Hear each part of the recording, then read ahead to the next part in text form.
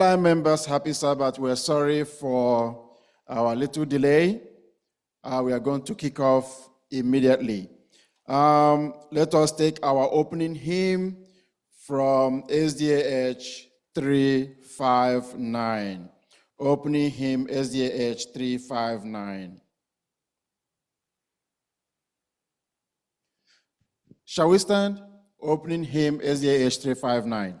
Sisters, you take a mic, please. Hark the voice of Jesus calling. Hark the voice of Jesus calling. Who will go and walk today? Fields are white, the harvest waiting. Who will bear the sheaves away? Loud and long the Master calleth, rich reward he offers free. Who will answer gladly, saying, Here am I, O Lord, send me. If you cannot cross the ocean and the hidden lands explore, you can find the hidden nearer. You can help them at your door. If you cannot speak like angels, if you cannot preach like Paul, you can tell the love of Jesus. You can say he died for all. If you cannot be the watchman standing on Zion's wall, pointing out the path to heaven, offering life and peace to all. With your prayers and with your bounties, you can do what heaven demands. You can be like faithful Aaron, holding up the prophet's hand. Why the souls of men are dying, and the Master calls for you. Let none hear you idly saying, there is nothing I can do. Gladly take the task he gives you. Let his work your pleasures be. Answer quickly when he calleth, here I am, O Lord, send me. Amen.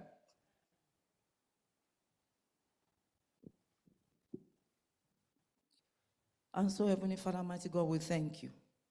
We thank you for the gift of life. We thank you for preserving us, and we thank you for another day in your presence. Oh, what a beautiful day. We thank you, Lord, for as many of us that are here online, on site and online. We thank you even as we go into your presence to hear your word, that by your Spirit we will understand in the name of Jesus. Our eyes understanding will be enlightened, we will be improved in the mighty name of Jesus. And we commit those that are coming on their way, that you will quicken their steps. And those that are online, that there will not be no distractions in the name of Jesus. Amen.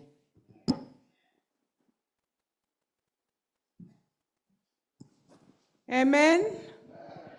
Isn't it beautiful to be in the house of the Lord?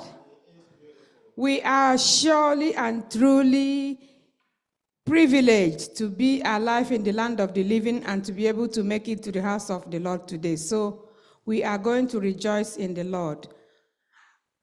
At this time, I want to say to everyone who is present here in the sanctuary, welcome, welcome, how do you do? Happy to see you, my friend. And to those of our members who are on YouTube, Facebook, we also welcome you. On Zoom, we welcome you also. We say to you today, may the goodness of the Lord Almighty abide with you now and always in Jesus' name. Anytime I see another Sabbath day like this, we say thank you, my Lord. Anytime I see another Sabbath day like this, we say thank you, my Lord. Thank you, my Lord.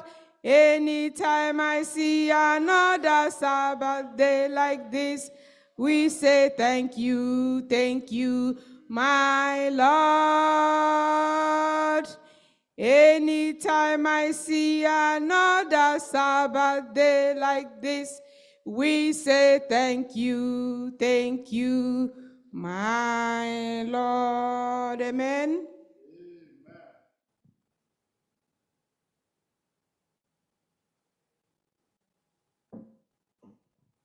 Happy Sabbath once again. I know we are cold, we are small, but we can still do something. Happy Sabbath once again. Happy Sabbath. I know our week was hectic, but we still thank God for sustaining our lives up till now, right? Yes. So we give him all the glory and we give him all the thanks for all the things he has provided for his children, for the gift, for all the traveling and journey mercies through and through from our working places and our schools. It is not by our own making. It is his own grace and love. And we say thank you, our Father in heaven, in Jesus' name.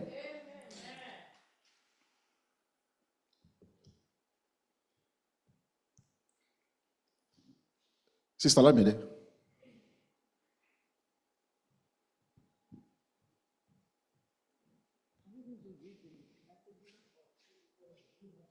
No, just read, then I'll read it.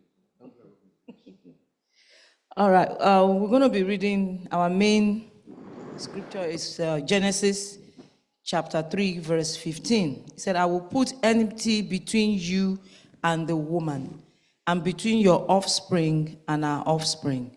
He shall bruise your head, and you shall bruise his heel. Amen. May the Lord bless the reading of his word. Amen. Amen. Amen. Yes, that will be our lesson for today. I'm not going to go into explaining so much or going deep into this lesson. It's a beautiful one. Yes, we know we're in university, right?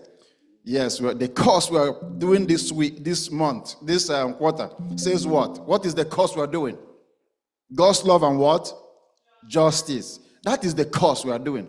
And today, the topic we have is what? The cosmic conflict. It's a refresher. It's a refreshing course. We've been studying this lesson over and over again. So we are going to refresh our minds once again today. The memory text has been read to us. I'm not going to go into deep explaining it. Our teacher, we have a refined teacher that will handle this lesson. Please, I don't want her to stand here just talking and talking and talking. She's only here to moderate. Let us put in our inputs, bring in our suggestions and contributions so that everybody will benefit from this very lesson. It is a very deep and wonderful lesson that we have today. So before we call her to come here, we will call our sister to come and say the teacher's prayer. Thank you, sir. Let us pray. Father and our God, we thank you again as we are about to go into your word. We commit the teacher into your hands, O God. The teacher would have prepared, gone through all the messages, but you, O Lord, as Jesus told us that the Holy Spirit is our teacher. I pray, O Lord, that your Spirit of God will be in her. Put the words in her mouth in the name of our Lord Jesus Christ. Amen. Thank you, Father, for in Jesus' name we pray. Amen. Amen.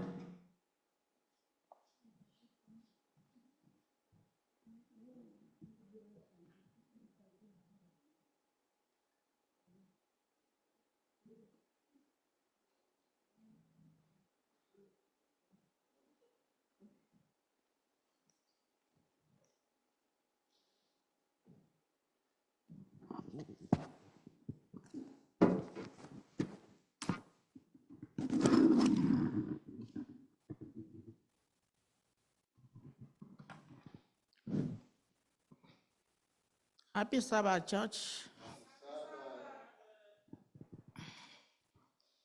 Thank God for bringing us here today to come and once more listen to his words to improve our spiritual lives. May he help us in Jesus' name. Amen. As has been said, we are on the 9th lesson of the quarter, the cosmic conflict, which is a continuation of the series for the quarter, God's love and the justice. Now, God's love and the justice, and then the cosmic conflict, they appear to be at odds, right? Yes. So what is a cosmic conflict? Can anybody help? Does anybody know what it is all about, or a glimpse idea?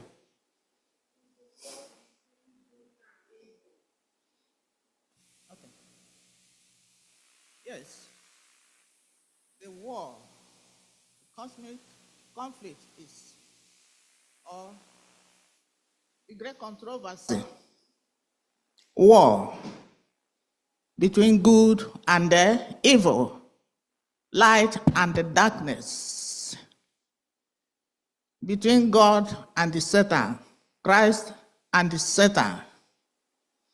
God is a God of love, truth, and justice. It's a war between the kingdom of God and the dark kingdom of the evil one. And it's happening now on earth. That is why me and you have problems. The war is going on. Started in heaven. And the memory text says, and I will put enmity between you and the woman, and between your seed and her seed. He shall bruise your head, and you shall bruise his heel. This is in view of the cosmic conflict. Where there is peace, you don't get this type of statement. Okafula. That is why. And then central to the biblical theory is the great controversy between Christ and Satan. Although the idea of a cosmic conflict between God and the celestial creatures who have fallen and rebelled against God is a prominent motif of Scripture. Throughout Scripture, we feel the impact, we see what is happening, what happened, and what is happening between God and the Satan, who rebelled in heaven and then was thrown down with a third portion of the angels that rebelled with him. He was able to buy them over. And that is why, what he wants to do to you and me. From biblical perspective, however, the theme of cosmic conflict in which the kingdom of God is opposed by the devil and his angels is not one that we can neglect. If we neglect it, we miss a lot because of how important it is. So, there are two questions here to begin with this week's lesson. Where does Scripture teach that there is a cosmic conflict between God and Satan? That's question number one. Two, according to Scripture, what is the nature of the conflict? These are the things that the lesson will uncover for us. When we go to the section of Sunday, it is titled, "An Enemy Has Done This." What is it that the enemy has done? Let us see Matthew 13, 24 to 27. And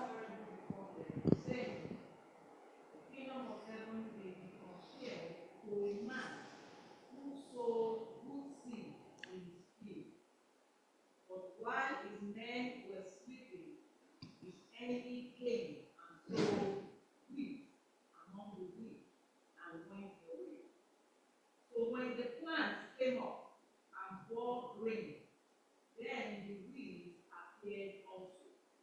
Verse 27.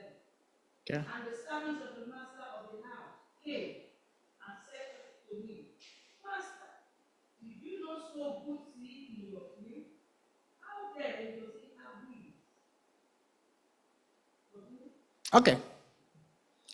So, how does the parable, this parable that has been read now, the parable of the good seed and the bad seed, the tares that came up along with the good seed, how does it help us understand evil in our world?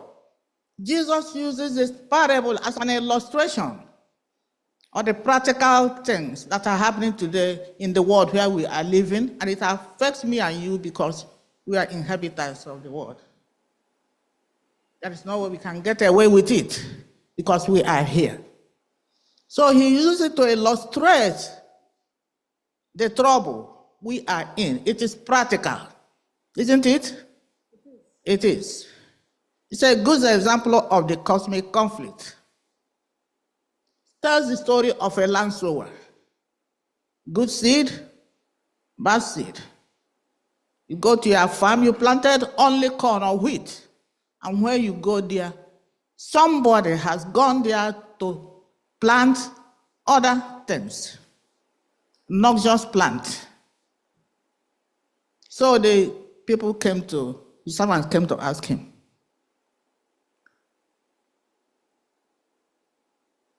that's similar to the question that arises today in the world. If God created the world entirely good, why is there evil in it? So the master gave answer to his servants, the enemy has done this. So if God created the world perfect and there is evil in it, who is responsible? the enemy. The enemy is responsible. Let us read the other one in answer to the question. Matthew 13, 8 to 30. He said unto them, An enemy had done this. The servant said unto him, Wilt thou then that we go and gather them up? But he said, Nah, lest while ye gather up the tares, ye root up also the wheat with them.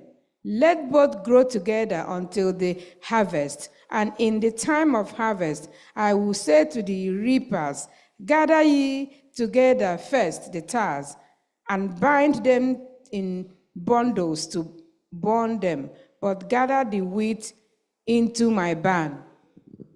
Okay. Christ has said that, the master has said that to the servants. And then, going further, what explanation did Christ give to this problem? The enemy has done this. The farm, the land, the owner of the land the servants, harvest, and everything. Jesus later identifies the one who sowed the good seed as the Son of a Man. Christ himself is the Son of Man who sowed the good seed. And Satan is the one who is the enemy responsible for sowing the bad seed. And the field is the world. Yes. Christ planted good seed, and he planted bad seed, tares. Evil, goodness in the world. The world is the field where me and you live, where we experience evil, darkness, and the light. Isn't it? Yes. Okay. The enemy who sowed the tares is the devil. This explicitly depicting a cosmic conflict between Christ and the Satan. Why is there evil in the world? Evil is a result of the enemy, the devil, who opposes the master. Devil opposes the master, God. Questions his kingdom or his kingship. That is why the war is raging. So these things are affecting me and you because we are living in the world. Then, why don't you uproot? Do we go and uproot the tares? No. What was the reason the master gave? Yes. Practically, when we go to the farm, sometimes when the root of the grass and the good seed are intertwined, practically in our lives, if you're not careful while removing the weed, you put everything out. So the master said, no. The kind and loving master said, no. Let you uproot the good ones alongside uprooting the bad ones. There will be collateral damage. Leave everything until the end of time. Right?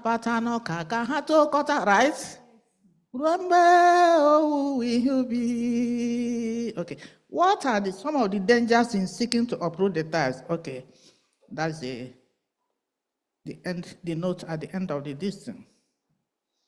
So, do we have anybody to contribute here on this Sunday lesson? We have seen who the master is, the devil, the tire, the world, the garden, or the farm. It's an example Christ gave to illustrate the practical conflict going on in the world. Anybody have something to add? Okay, otherwise we go to Monday section because our time is very, very, very fast spent. Okay, ma'am.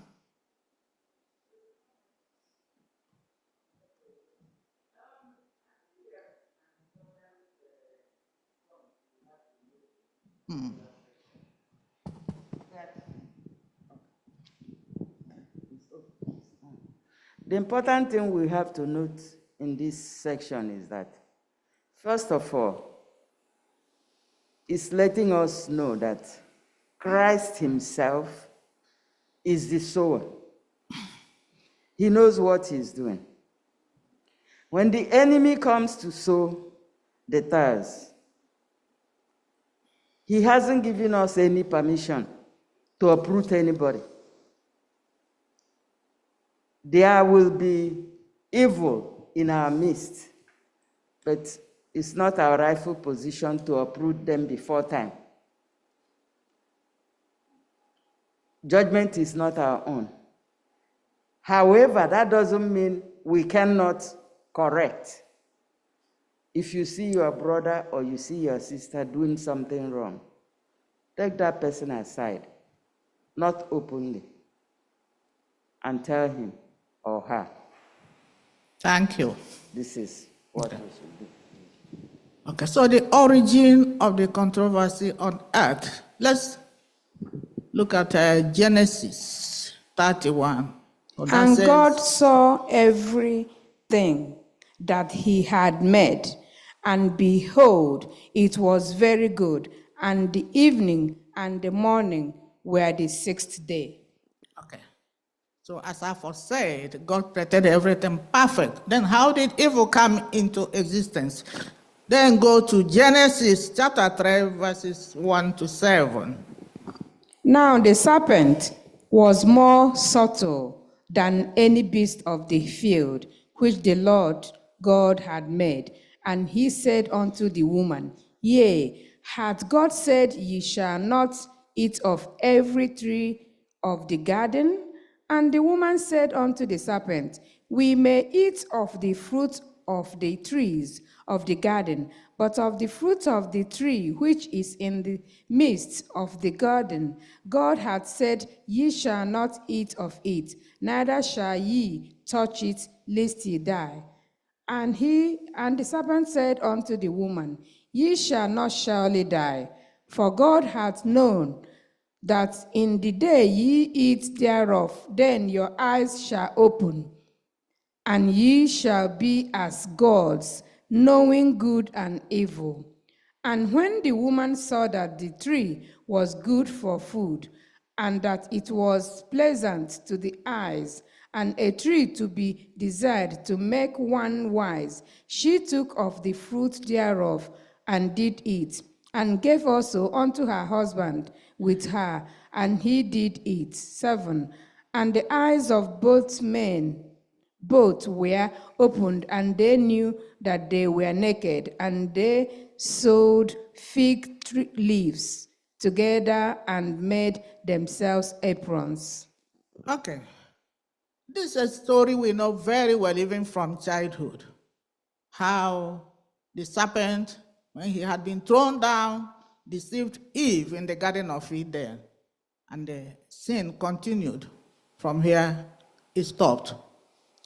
And we see the approach, so manipulative, lies, and so on, because this conflict is based on the true character of God, which the enemy wants to tarnish, has been fighting so that we don't believe that God is just, is kind, is merciful, is the creator. So he goes manipulating. Did God say question and the answer? Now, what matters so much here is that is the way it manipulates me and you. Other than the story here, we know it very well. That is why the conflict is going on. That is how he manipulates me and you. Here, following his manipulation, Eve fell a prey to his manipulation. Eve obeyed him. So whom do we obey, me and you? Because we go through these things every day in our lives, in the conflict. Which way do I go? This voice will be telling you this, voice will be telling you this. And sometimes we know the truth, we know the will of God, and we follow that of Satan. Sometimes we pray and answer our own prayers because our mind is focused. We know what we want, but we don't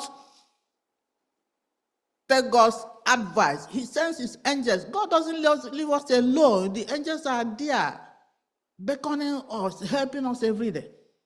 So when we are in these battles and we know the truth, or we don't pray to God, and this person is manipulating us, deceiving us.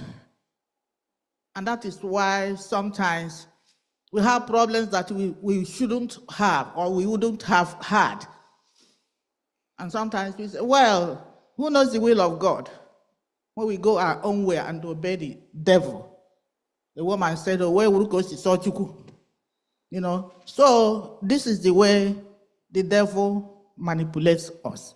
The way he manipulated Eve in the Garden of Eden.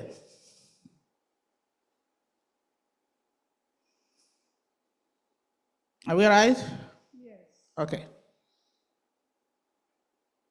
So here and elsewhere in scripture, the nature of the conflict is primarily over what and whom to believe, which is itself integrally related to the love And that is because your beliefs about someone, the kind of person he or she is, whether he or she can be trusted, deeply impact whether you will love and obey and trust that person, in this case, listen to what the person says. So here, do we obey God? Do we believe in God? Do we love him? Do we trust him? Or the other side, as I have said.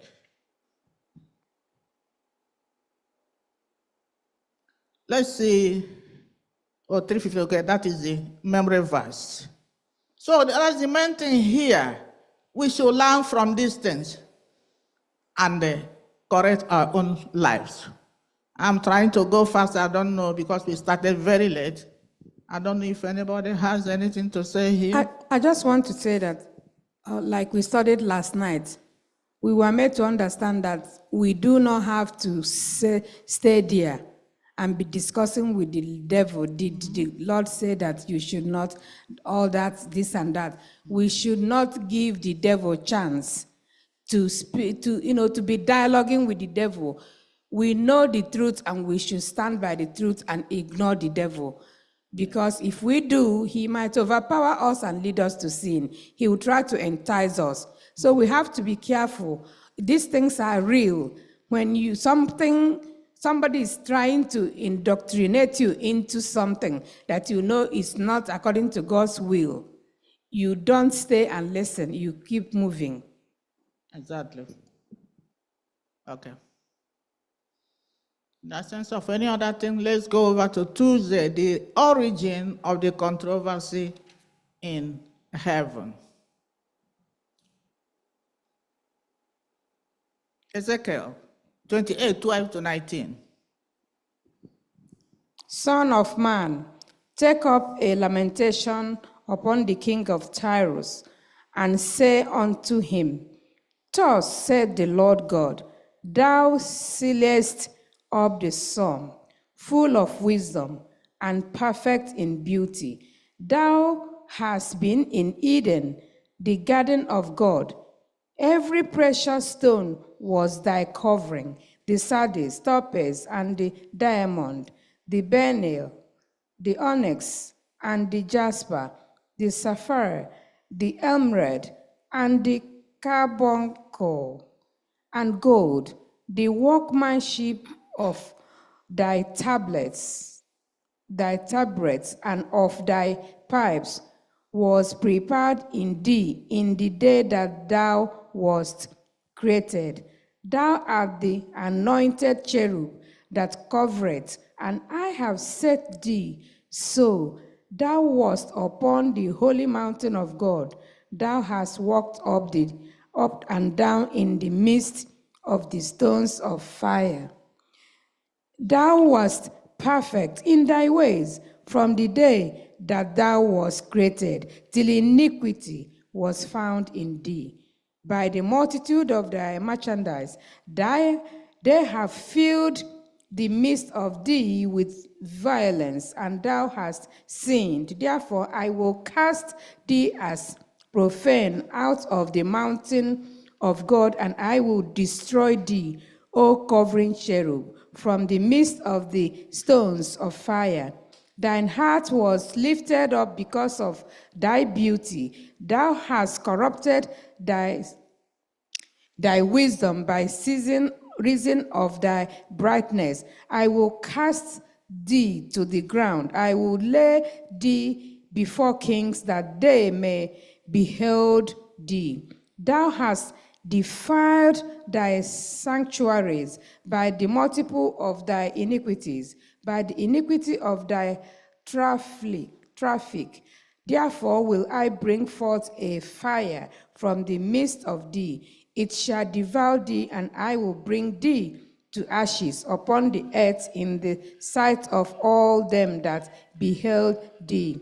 All they that know thee among the people shall be astonished at thee. Thou shalt be a terror, and never shalt thou be any more.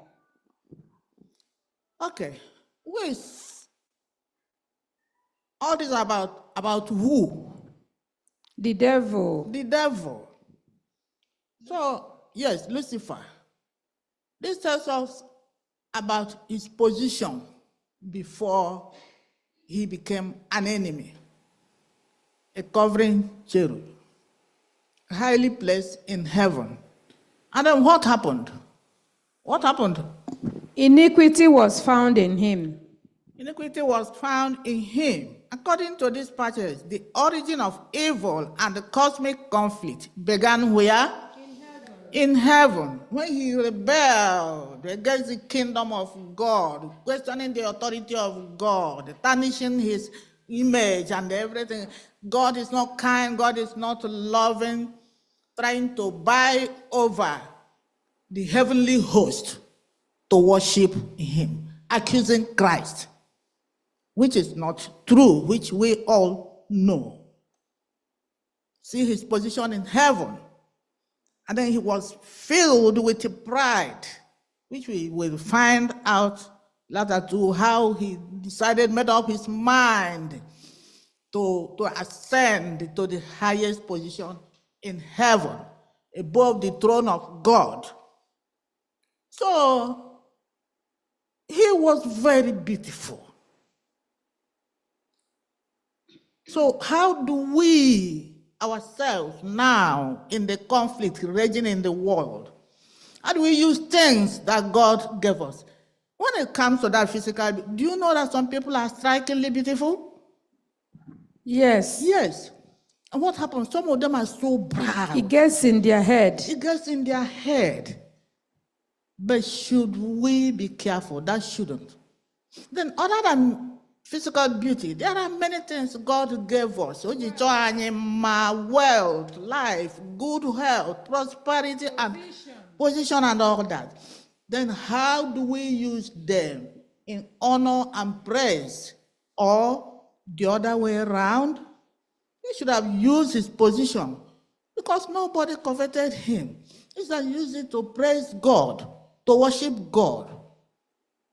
Instead, he rebelled. Is there any way we rebel against God? Instead of doing the positive things, praising him, giving glory to him, Doya Mama, for how good he has been to us and all the things. Now, these are examples for us, and this is practical. This is a practical lesson in the world we are living. We are not talking about he himself or how we should learn from these things, because we are so also guilty in little things.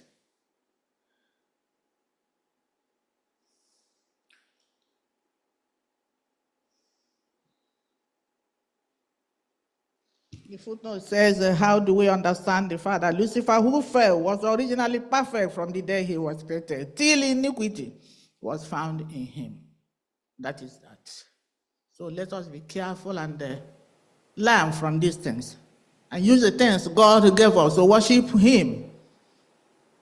Return to him very soon. Here we will hear, do we really return faithfully? Yes. Sometimes we don't even return at all. So things God gave us, we should give glory to him, praise him.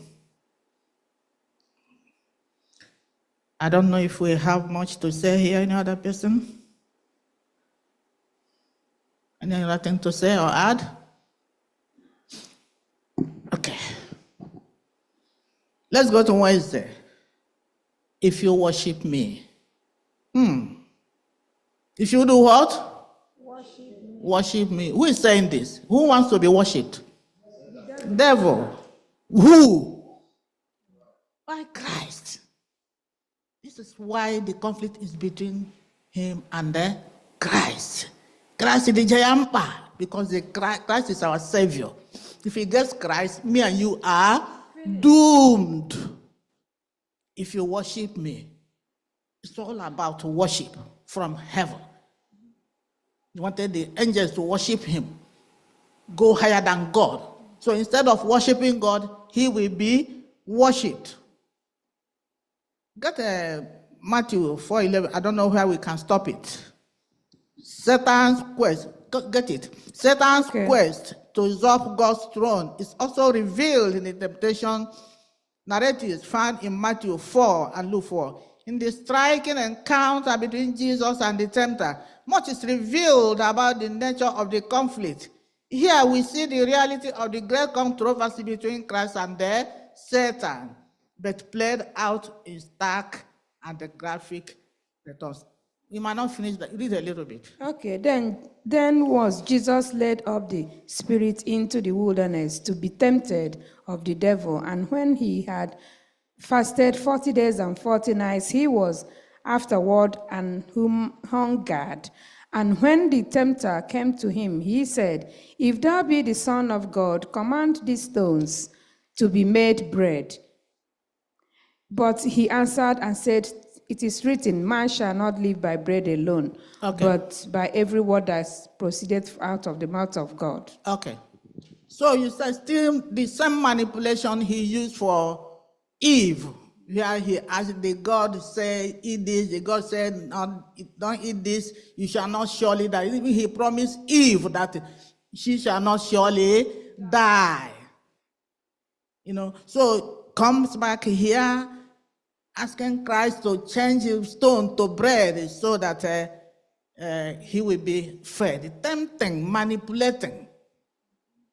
That is the way, same way he manipulates me and you when we are vulnerable. Christ had fasted for 40 days and 40 nights. And God, he was very hungry. And then he found an opportunity, felt that that is the right time. Targets me and you.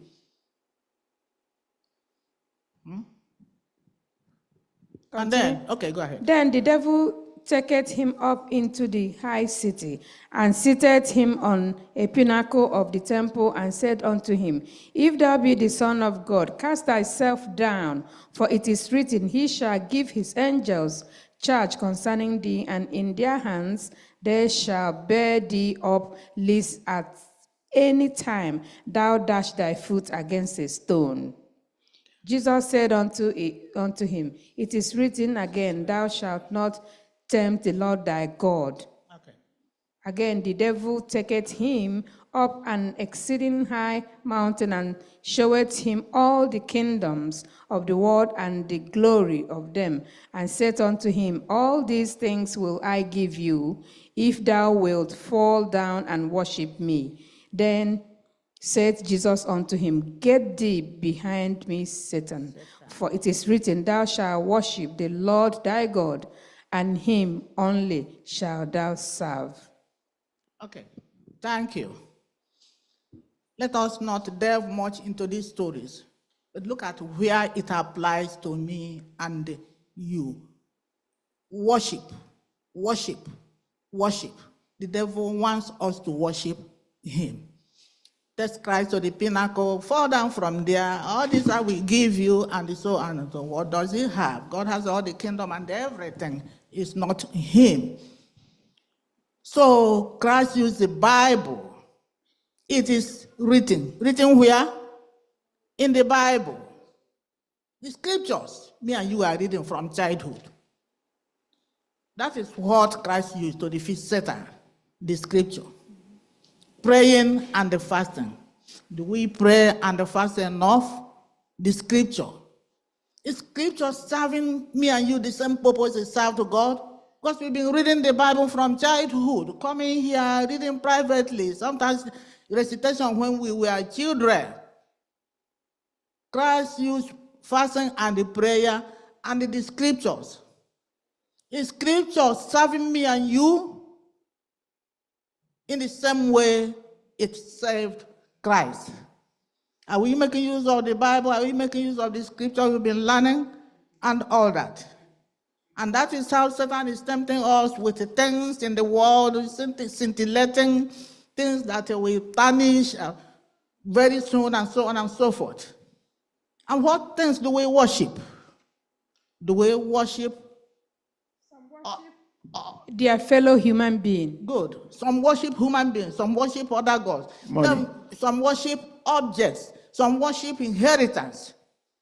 Anything that takes your mind away from God, anything that you focus so much on, You are worshiping it and takes your mind away from where it should be centered. That is what it all means here. Where are we? The scripture, the Bible and Bible alone. I used to sing this song, if the Bible says it, I believe it. If the Lord commands it, I will do it. If it's good enough for Jesus, it is good enough for me. The God, Christ, lived by the Bible when he was on earth. Even now, it's the Bible. If it was good for Christ, the word of God, the scripture, if it was good for Christ, if it is still good for Christ, why is it not good for me and you? The word of God.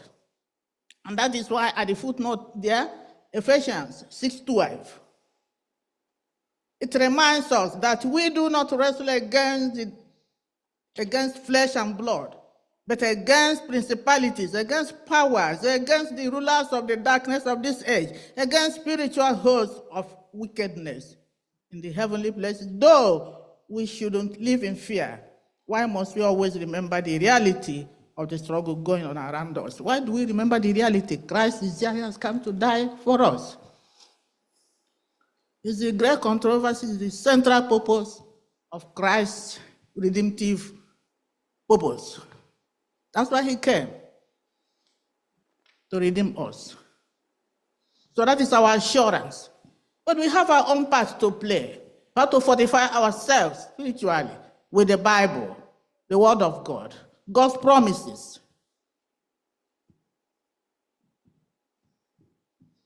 I'm taking it lightly. Anybody has anything to say here? I have a little contribution where if we take a look at Eve, when the devil tempted Eve, where did he go to? Her appetite, right? He came to Christ. The first temptation was what? He tried what? His appetite. And we see today that our appetite is pushing us into doing a lot of things. And Eve's appetite brought us into this mess that we are in today.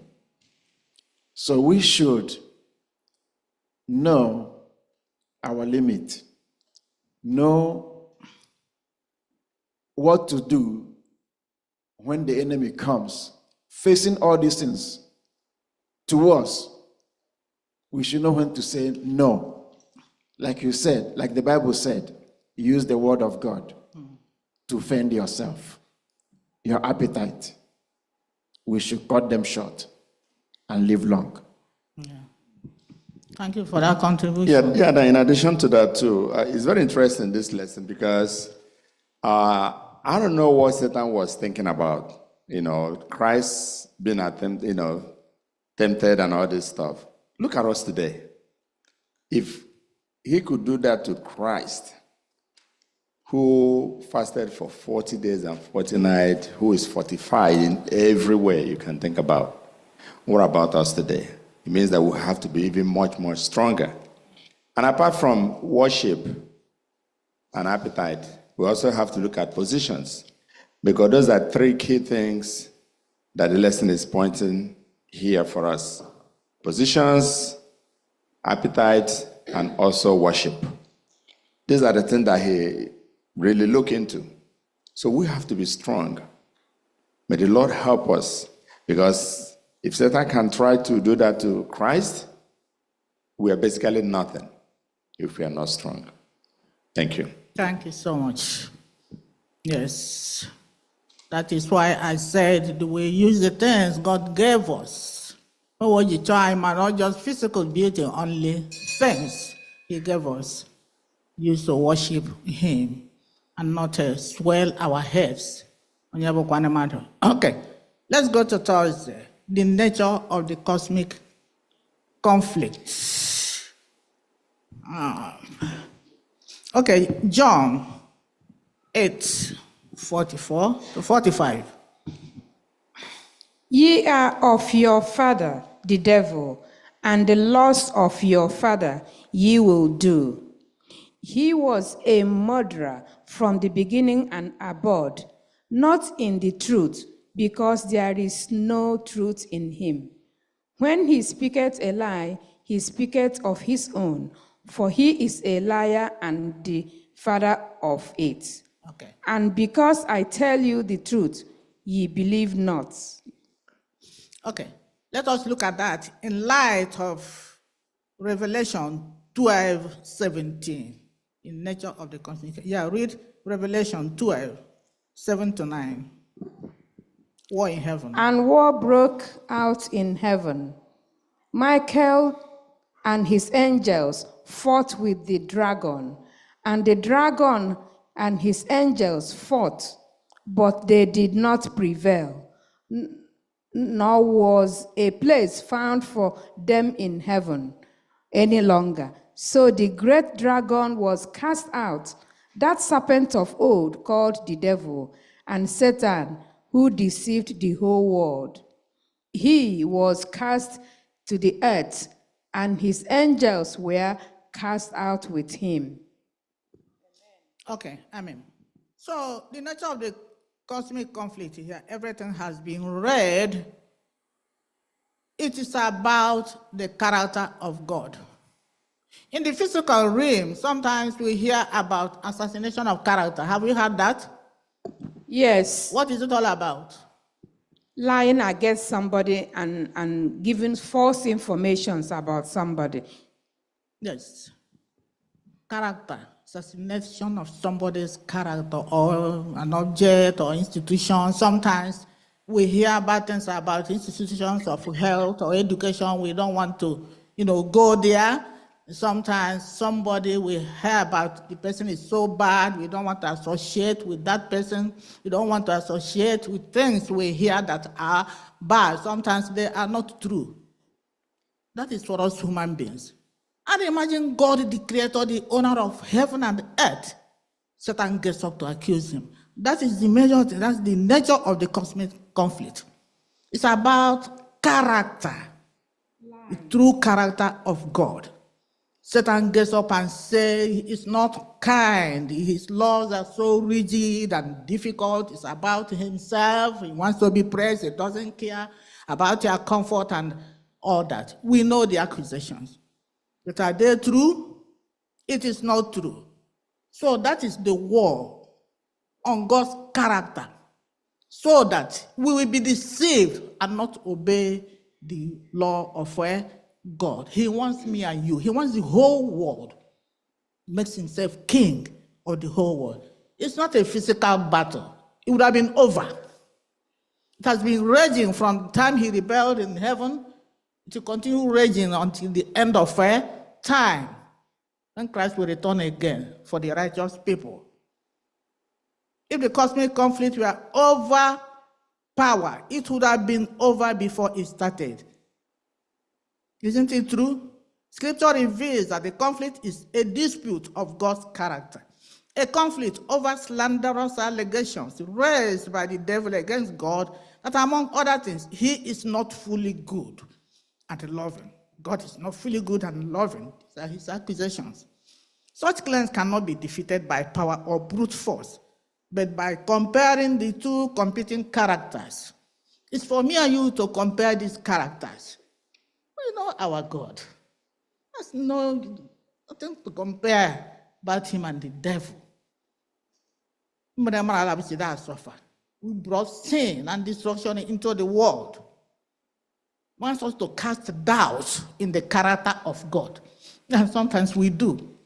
When things don't go with the way we want, when we make mistakes, we say, oh God, where are you? Sometimes there are people, they go to other gods, they don't trust God anymore. We do, whether we believe it or not, we cast doubt to God's character. That is what Satan wants. He casts doubt. Isn't it true? We do. If you don't, somebody does. So that we worship him. The devil's plan from the beginning has been to try to make creatures believe that God was not really just and loving, and that his law was oppressive and hurtful to them. No wonder Jesus refers to him as the devil.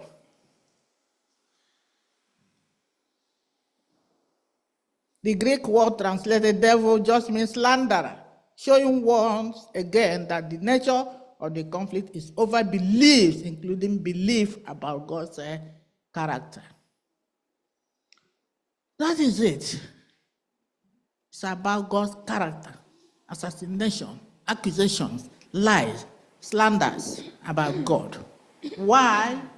So that we doubt the authority of God, the character of God, so that we see God as not loving, not kind, hard-hearted. And what is the reason? So that we will worship him. Worshiping him doesn't mean he stands here now and we prostrate. No.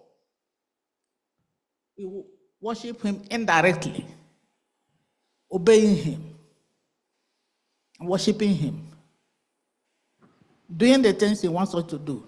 When he manipulates us and tries to deceive us. That is that. That's the lesson in a nutshell. So I don't know whether we have a lot to say. So now we are in the battlefield between God and evil, Satan and God. Which way do we go? Whom do we obey? Until the end of time, sin needs to come to a logical conclusion. When there will be no doubt about God's character, we see things, when we see something, there will be no doubt. When sin comes to a logical conclusion, as the plan of God has it, there will be no doubt about God's character and all that, as Satan wants us to believe. So it's for us to reconsider our spiritual lives and live in light of eternity. Yeah, thank you. I just want to say something about what we read in Revelation 12, 7-9. If you look at that, Michael and the angels, they fought so hard against the dragon. That means that dragon was very strong, but they were able to prevail. But look at it. They were fighting, and he was casted down here. Look at how strong this guy is in heaven. And he came here to us that is even much, much weaker than the angels. So sometimes, we can't question God, but you have to ask, if God sent him here to we that are much, much weaker, how are we going to survive this without staying strong? We need even more help than the angels needed, because he's a very powerful guy, and he's here with us. We thank God for he's very merciful. He gives us options, but we shouldn't be getting much of the options. God, Satan didn't get any option in heaven. The Lord would have allowed him to continue to stay. He would have destroyed everything. But here we are today. We thank God for being merciful. Amen. You mean the Lord would have allowed him to stay in heaven? Well, if he had stayed in heaven, you know what would have happened? Okay. So he was very destructive that they had to let him go. But today, the Lord giving us a choice. When something happens, he said, okay, we'll give you a choice. But he didn't have a choice up there. If he had a choice, he would have liked to stay. Imagine what would have happened. Exactly. Let God help us, because we are weaker than the angels. Amen. So that is why we have Christ. Yes. So with the choices we make and all that, because of the problem we are in, that is why we have the scripture. We need to pray and worship God and use the Bible as our standard, as Christ did. And then, above all, we have a Redeemer. We have a Redeemer who liveth. Yes. Teacher. I just wanted to mention something that is important in this meeting, lesson. We have touched it also. The origin of sin. We keep looking at Lucifer. How did it really begin? You know that pride, contentment is what? Great gain. When you are content with what you have, with who you are, You will not have envy in your heart against somebody whom you think is better than you, has more qualifications or more wealth or whatever. When you are happy with who you are, you won't have envy. Envy is a very dangerous thing. It is here with us. It lives in our hearts. Envy makes us to hate somebody, to want to kill the person if it is back home and take over what they have. Let us be careful what we see, what we think in our hearts, and evil and envy and pride. Those two things, they are really the root of evil. No matter how beautiful Lucifer was, it wasn't still enough. Look at all the things that the Bible said about him. Diamond, gold, this, that. It was not still enough. Why is what I have not enough? That I am very bitter about this person who has more than what I have. I think we need to look inwards and use that word that in the Bible, contentment is great gain, and do things as much as we can and not to try to envy somebody, or if we have been made to be handsome or beautiful and it gets into our head. Those are the little subtle things that cause the evil. Satan is not coming as a person to tempt us. It is what we are thinking in our mind, and we start exhibiting them. So we got to be careful where our mindset is. Exactly. Thank you so much. Is there any other thing? Okay, so yeah, we have tried to bring the salient things into the lesson. Come in the evening. Come in the evening. Log on to the church platform. That is where we discuss most of the things we couldn't bring in. Again, we started very late, so come in the evening so that you get more information about the nature of the great controversy. May God help us in Jesus' name. Amen. Amen. Amen.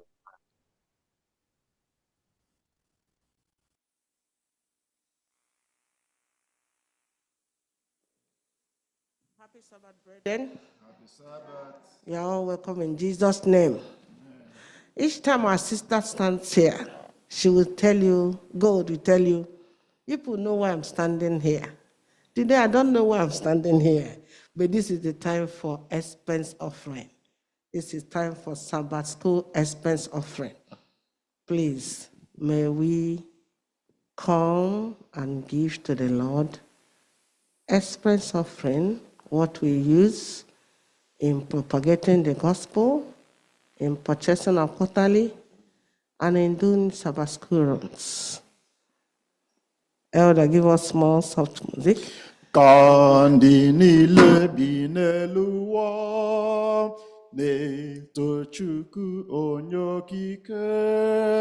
Hallelujah, hallelujah. Ka asụsụ dum na mba niile na-abụ onye nzọpụta na-abụ. Hallelujah, hallelujah. Hallelujah, hallelujah, hallelujah.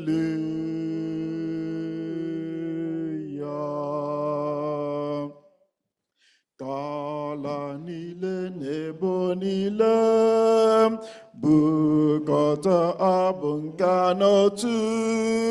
Hallelujah, hallelujah.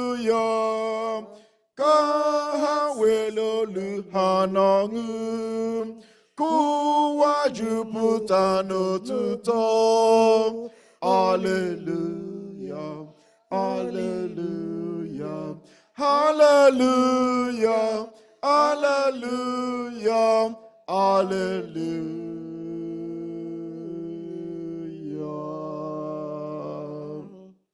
Thank you, church. We're going to closing remarks. We want to thank our auntie, our sister, for that beautiful lesson. One of the excerpts in that lesson is that Satan, we see her, that she has a strategy in life to insinuate doubt to the word of God and to destroy the divine revelation of the word of God. She's a liar.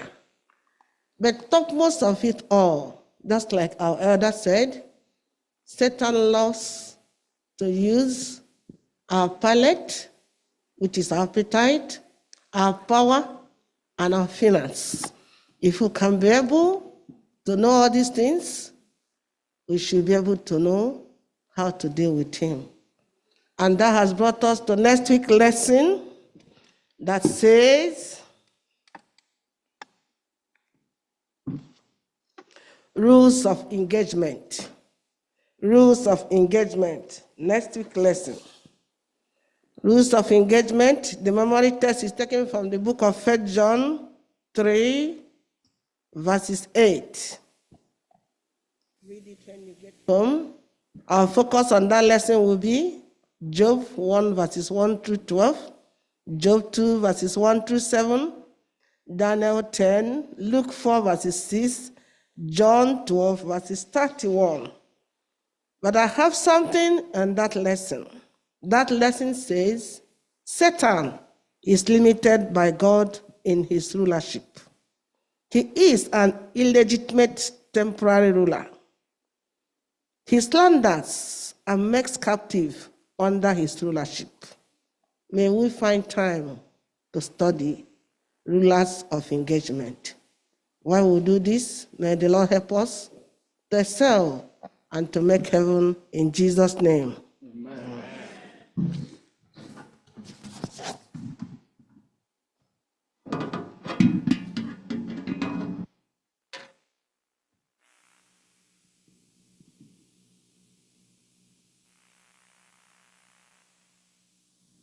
Shall we all stand with all that in mind and bring to our Sabbath school to a close by singing from our SDA 216. SDA 216.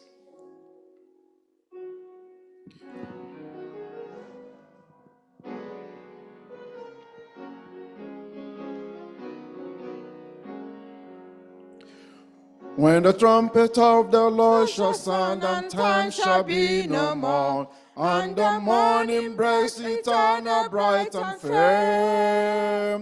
When the served of the shall gather over the road the child, and the roll is called up yonder, I'll be there.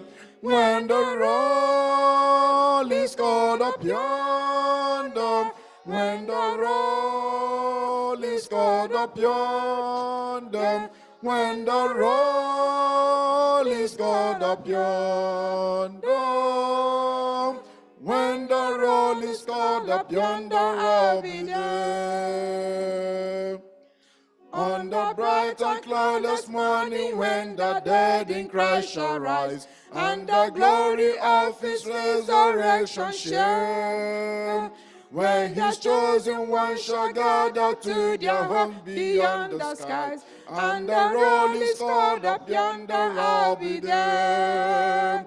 When the roll is called up yonder, when the roll is called up yonder, when the roll is called up yonder, when the roll is called up yonder, I'll be there. Let us labor for the Master from the dawn to setting sun. Let us talk of all his wondrous love and care. Then we all over and the work on earth is done, and the roll is called up yonder, I'll be there. When the roll is called up yonder, when the roll is called up yonder, when the roll is called up yonder, When the roll is called up yonder, I'll be there. Amen. Amen. Shall we pray? Our Father and our God, we thank you. We thank you once again for your word that you have brought to us. We pray, oh God, that even as we have heard, we will be doer of the word. In the name of our Lord Jesus. We pray, oh God, that the grace to do your will, the grace to stand when the enemy, if the enemy, like our brother said, if the enemy could tempt Jesus with all his power, he had no fear. He had the audacity to go to our Lord Jesus Christ. But the Bible teaches us that Jesus conquered him in his scheme.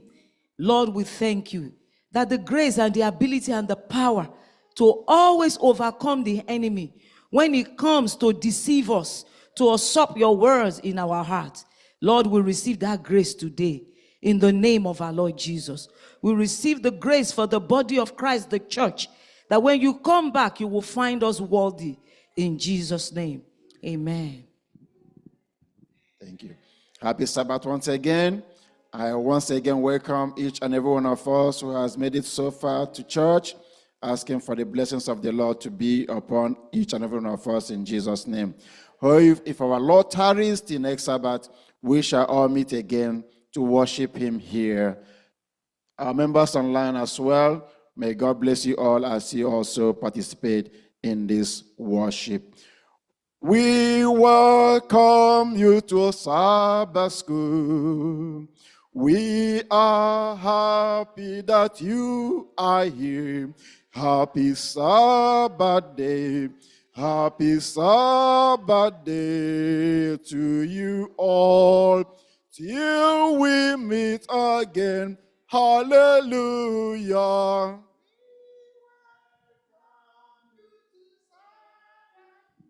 Happy Sabbath day, we are happy that you. Happy Sabbath day. Happy Sabbath day to you all. Till we meet again.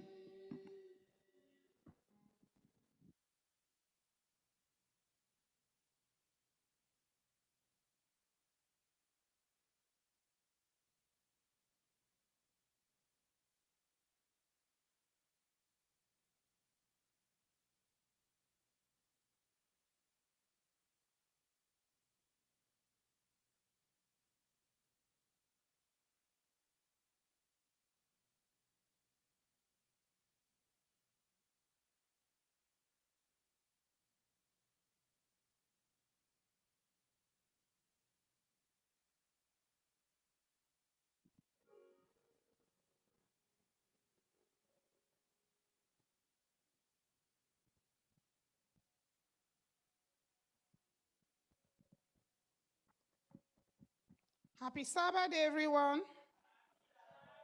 Okay, let's see what we're going to do before the praise and worship people come down.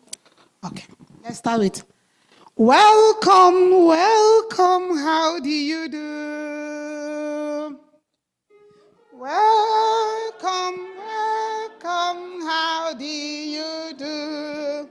Welcome, welcome, how do you do? I am happy to see you, happy to welcome you. Welcome, welcome, how do you do? I am happy to see you, my friend. Welcome. Welcome, welcome, how do you do? Welcome, welcome, how do you do? I am happy to see you, happy to welcome you. Welcome, welcome, how do you do? I am happy to welcome you, my friend. Ibiali, biala, ulo dimma. Ibiali, biala, ulo dimma. Obindi mutoi helegi, obindi mutoi kelegi, biale biala, oh Lord, ma. Obindi mutoi kelegi. Amen. Amen. Okay, let's start. Anybody have any hymn? Any? 422. Okay.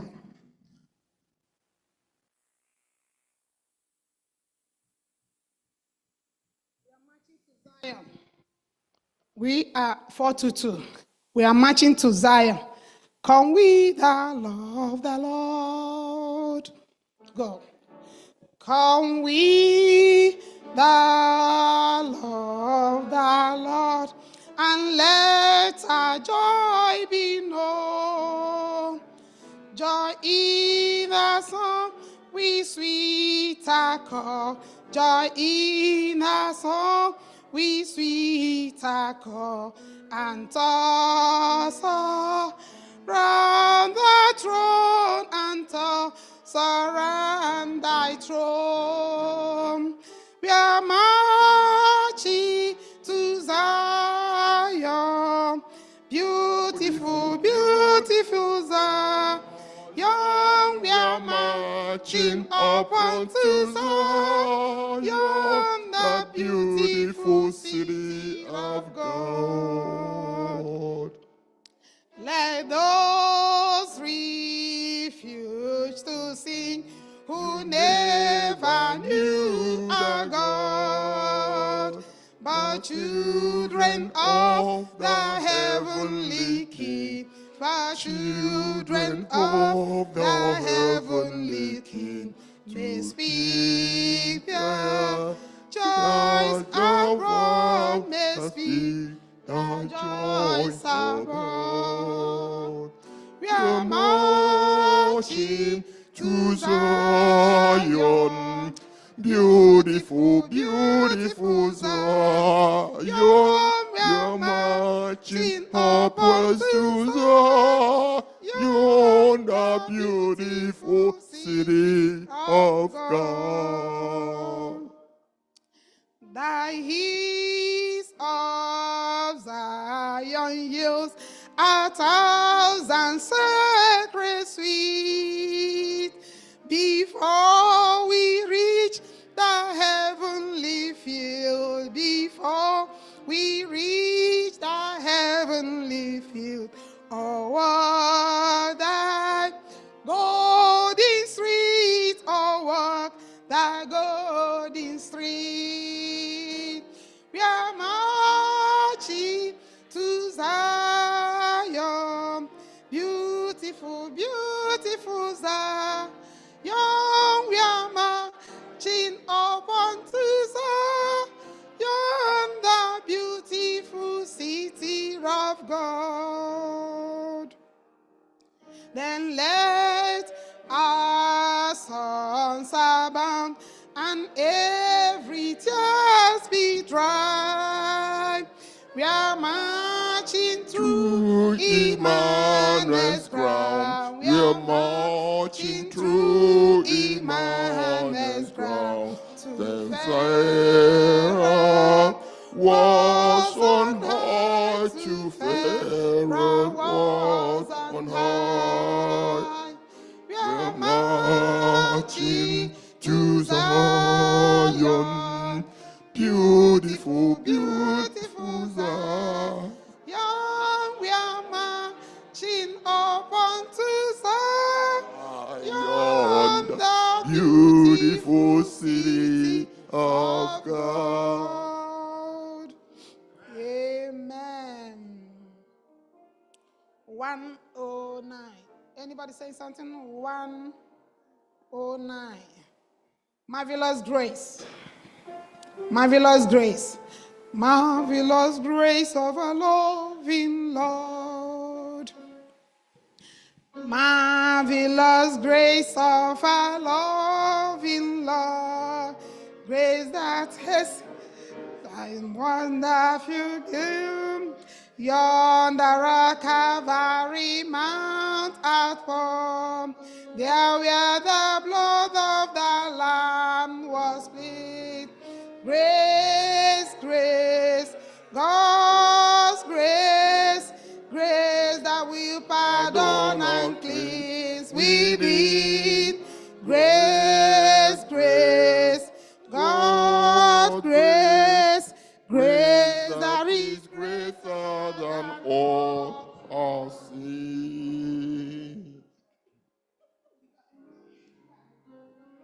Beneath matchless grace, freely bestowed on all who believe, you that are longing to see His face, will you this moment His grace receive? Grace, grace, God's grace, grace that will pardon and cleanse within. Grace, grace, God's grace, grace that is greater than all our sin. Amen. Amen.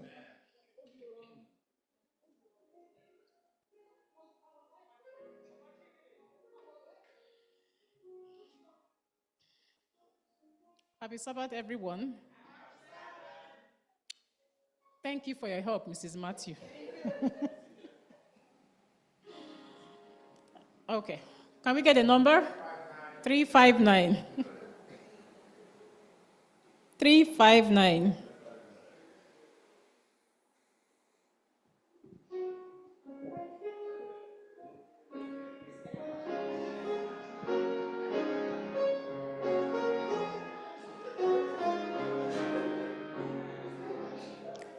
Hark the voice of Jesus calling, who will go and walk today?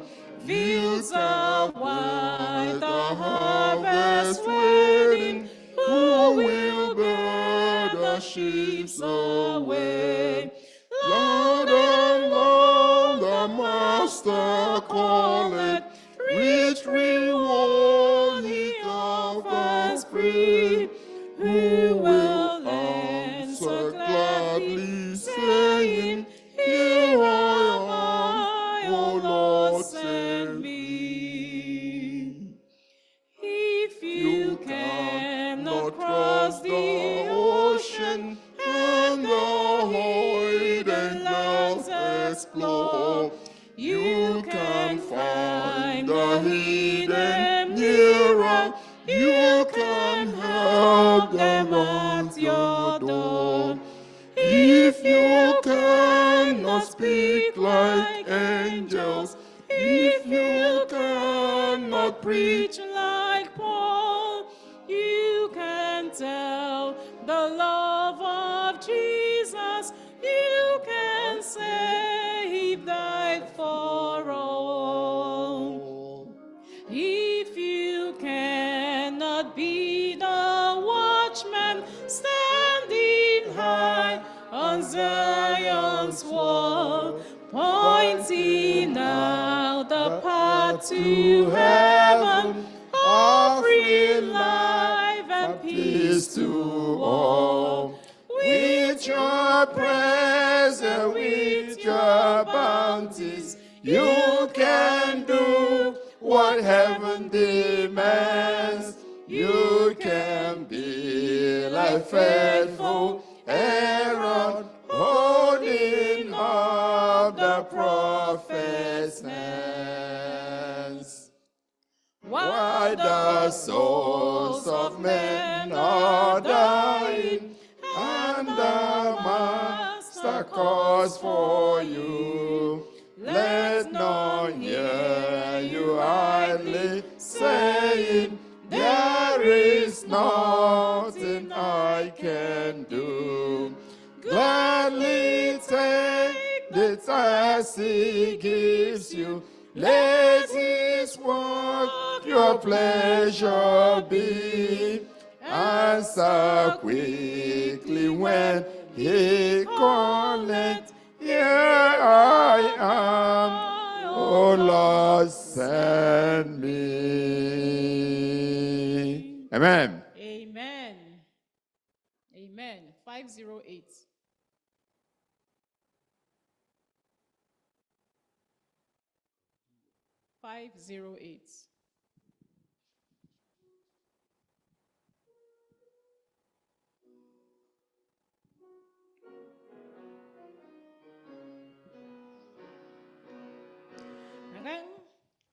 Anywhere with Jesus I can safely go.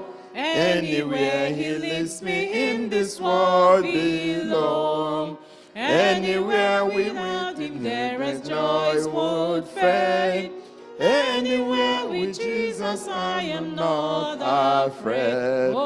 Anywhere, anywhere, fear I cannot know.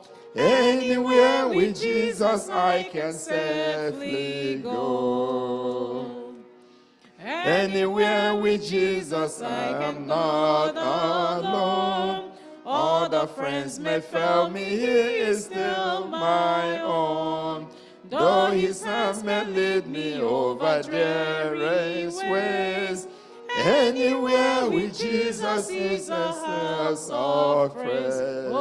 Anywhere, anywhere, fear I cannot know. Anywhere with Jesus I can safely go. Anywhere with Jesus I can go to sleep. When the darkness shadows round about me creep, knowing I shall waken nevermore to roam. Anywhere with Jesus I'll be home, sweet home. Anywhere, anywhere, fear I cannot know. Anywhere with Jesus I can safely go. Amen. Amen. 524.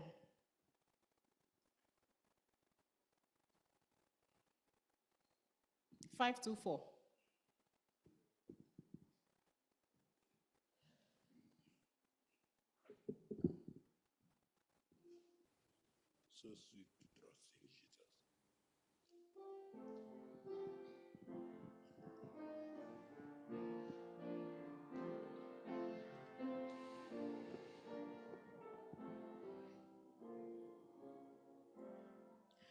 So sweet to trust in Jesus. Tis so sweet to trust in Jesus, just to take him at his word, just to rest upon his promise, just to know thus says the Lord.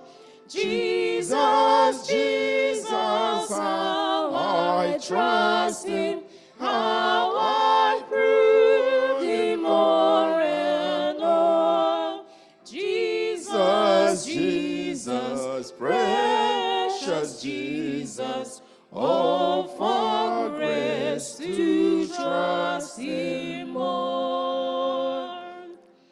Oh, how sweet to trust in Jesus, just to trust his cleansing blood, just in simple faith to plunge me, near the healing cleansing flood.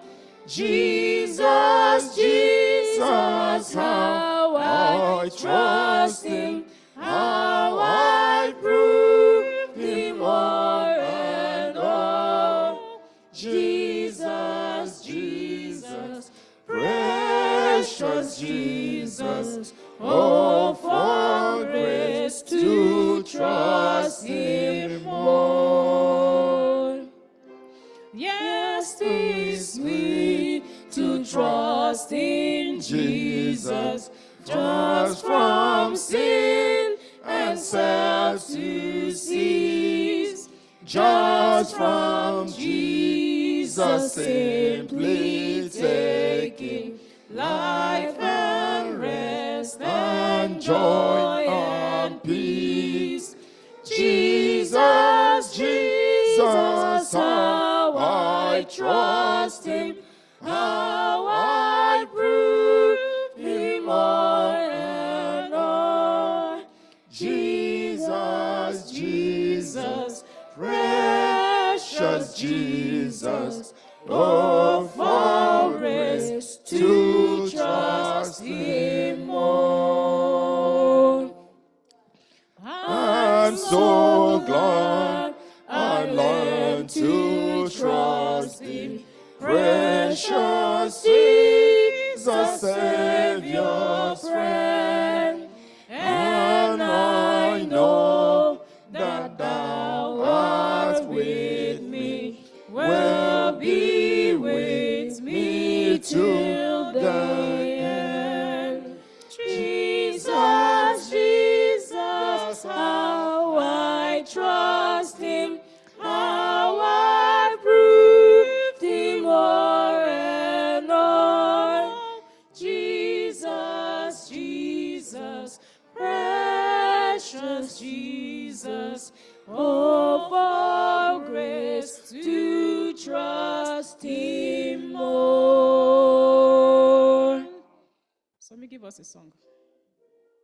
344. 334. 334.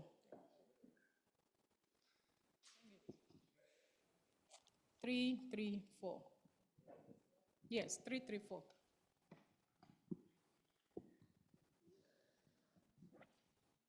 Come thou fount of.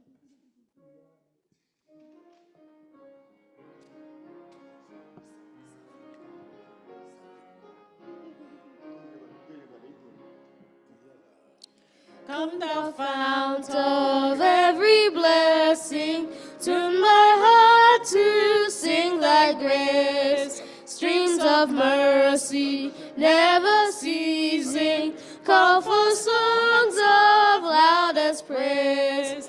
Teach me ever to adore thee, may I still thy goodness prove, while the hope of endless glory fills my heart with joy and love.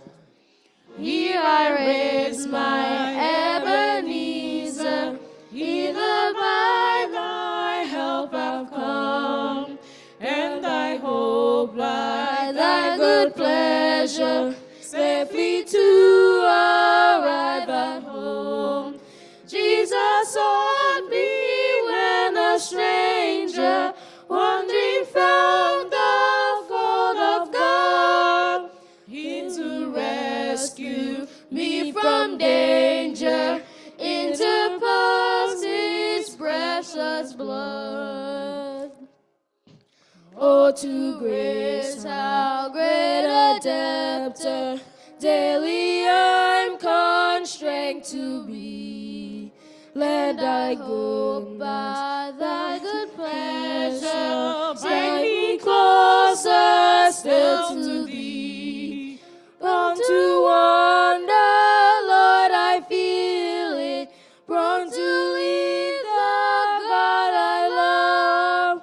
Here's my heart, oh, take and seal it for thy courts above. Amen. Another song. 614.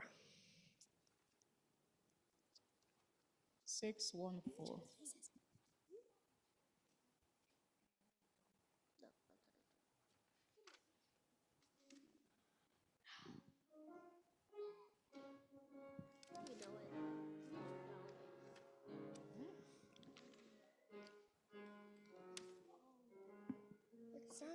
Sound the battle cry, see the foe is nigh, raise the standard high for the Lord. God your armor on, stand firm everyone, rest your cause upon his holy word. Rouse them soldiers, rally round a banner, ready, steady, pass the word along. Onward, forward, shout.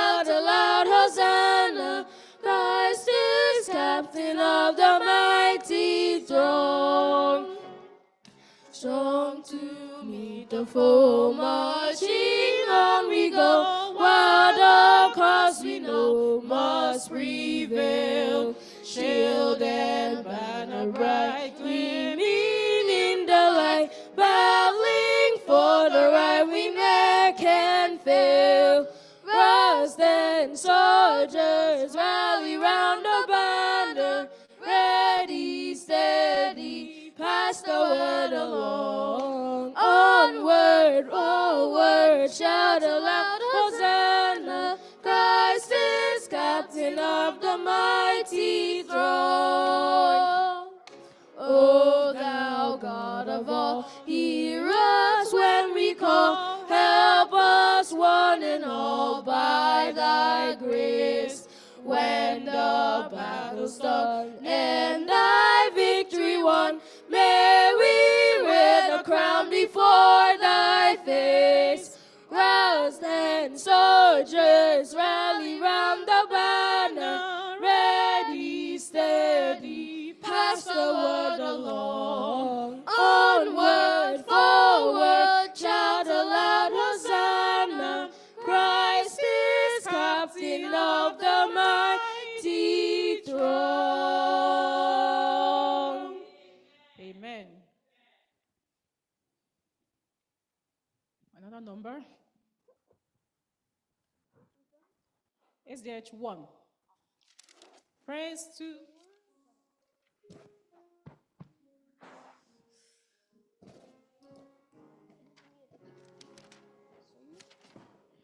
Praise to the Lord, the Almighty, the King of creation.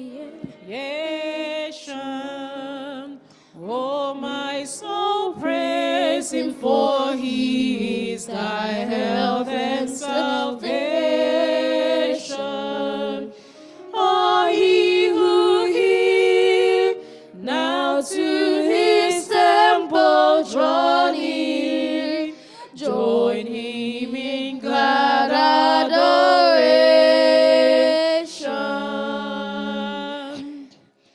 Praise to the Lord, who o'er all things so wondrously reigneth. Shielded thee under his wings, yes, so gently sustaineth. Hast thou not seen, as thy desires have been granted in what he ordaineth?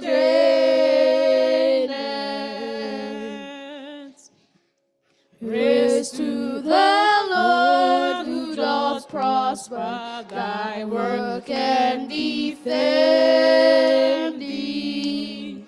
Surely his goodness and mercy here daily attend thee.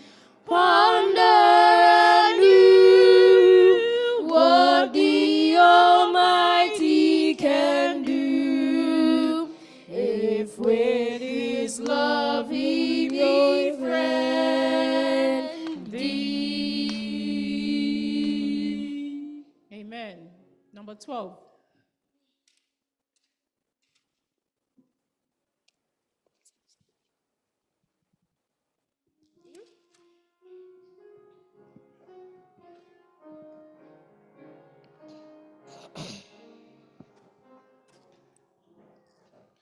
Joyful, joyful, we adore thee, God of glory, Lord of love. Hearts unfold like flowers before thee, hail thee as the sun above. Melt the clouds of sin and sadness, drive the dark of doubt away. Giver of immortal gladness, fill us with the light of day. All thy works with joy surround thee,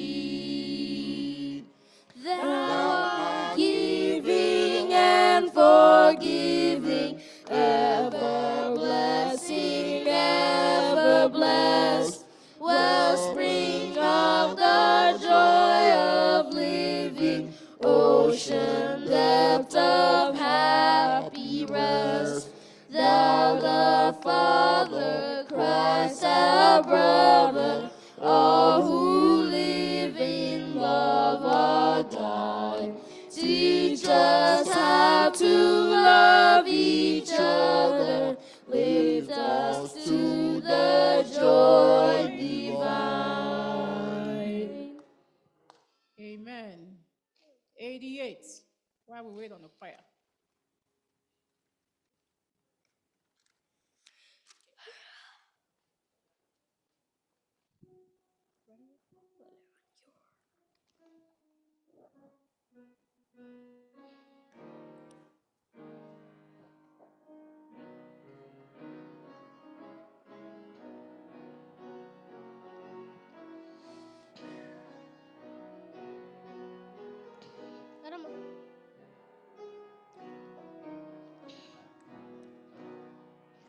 I sing the mighty power of God that made the mountains rise, that spread the flowing seas abroad and built the lofty skies.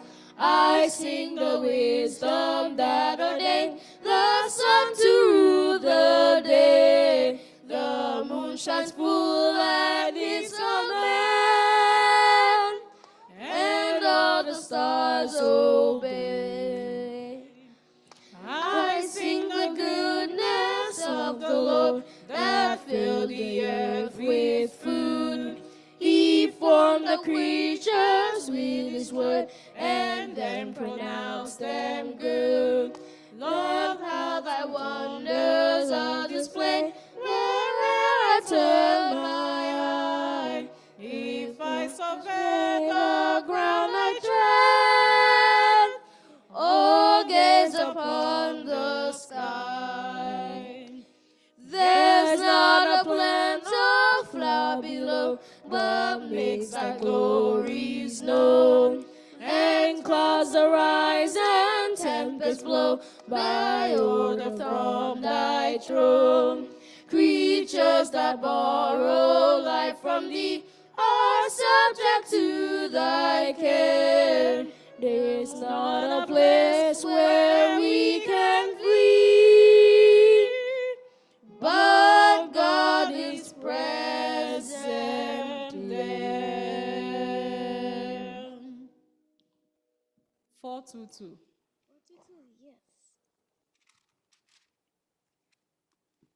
422.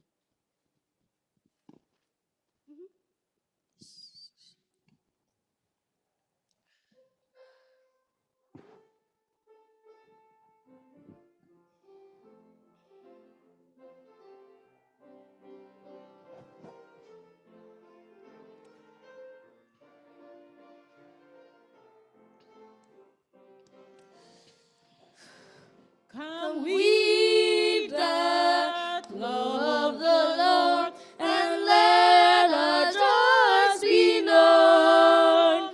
Join in a song with sweet accord.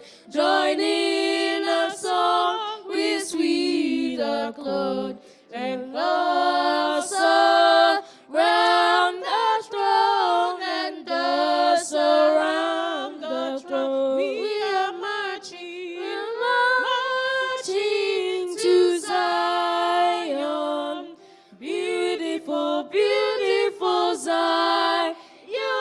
We're marching upward to Zion, the beautiful city of God.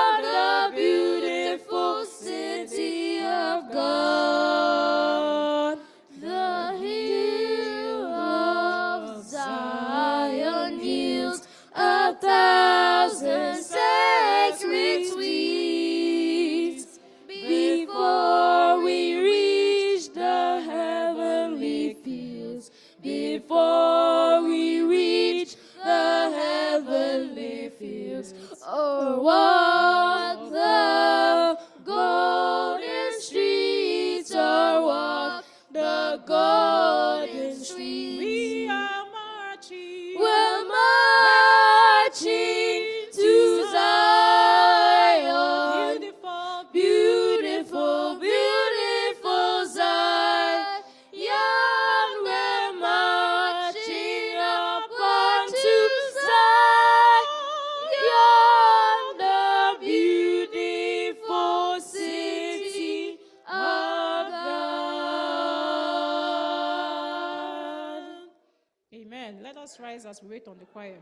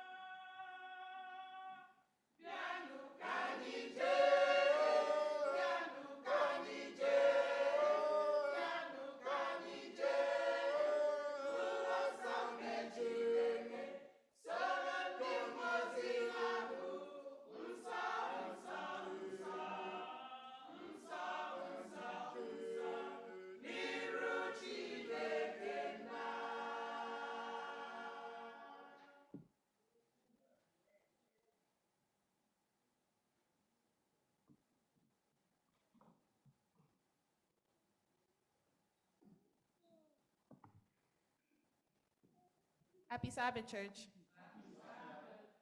These are our announcements for the new month of March. I welcome you all worshiping with us today in person and in line. May the Lord bless you as you continue to worship with us through the days and months of 2025. May He answer you when you call and fill your mouth with laughter. Continue to live a life of obedience, prayer, expectation, rejoicing, and triumphant. Remember, this is your year of celebration and jubilation. Amen. We started the watch and prayer program last night. It will end tonight at 6 p.m. We thank God for the inspiring ministry of Pastor Professor James K. McInden, who is ministering throughout this program. Today is our prayer and fasting to begin the month of March. May the Lord hear and answer our prayers. March 15th is Enzini Convocation Sabbath at Heritage SDA Church. We are all encouraged to attend. Please let us endeavor to attend the weekly prayer meetings. Wednesday midweek prayer meeting is at 8 p.m. For Wednesday midweek prayer service, we will be studying from the book of Acts of the Apostles. Friday's Vesper service is at 7 p.m. Sabbath Vesper service is at 6 p.m. For Sabbath Vespers, we will review the Sabbath school lesson study and the fundamental beliefs of our church. The daily online prayer meeting is at 9 a.m. and 9 p.m. on our church prayer line, which is 205-825-9887. So the month of March at a glance is March 1st, we have our watch and prayer weekend and prayer and fasting Sabbath. March 15th, we have our Enzini Convocation Sabbath at Heritage SDA Church. March 23rd to the 29th, we have Women's Ministry Week of Prayer. March 29th is our 13th Sabbath, and April 5th, we have our prayer walk around our church neighborhood. The mother of Mrs. Queen Oduma, wife of Elder Emmanuel Oduma, lost her mother, Mrs. Rosalie Nurum, age 76 years old in Nigeria. Please let us pray for this family that the Lord will comfort and console them at this time of their loss. You can reach the family through the number of Elder Emmanuel Oduma, 347-938-4568. Let us continue to pray for one another. Pray for those who have traveled, that the Lord will bring them back safely. Pray for the sick, the bereaved, and less privileged. Let us continue to be one's keepers. Amen.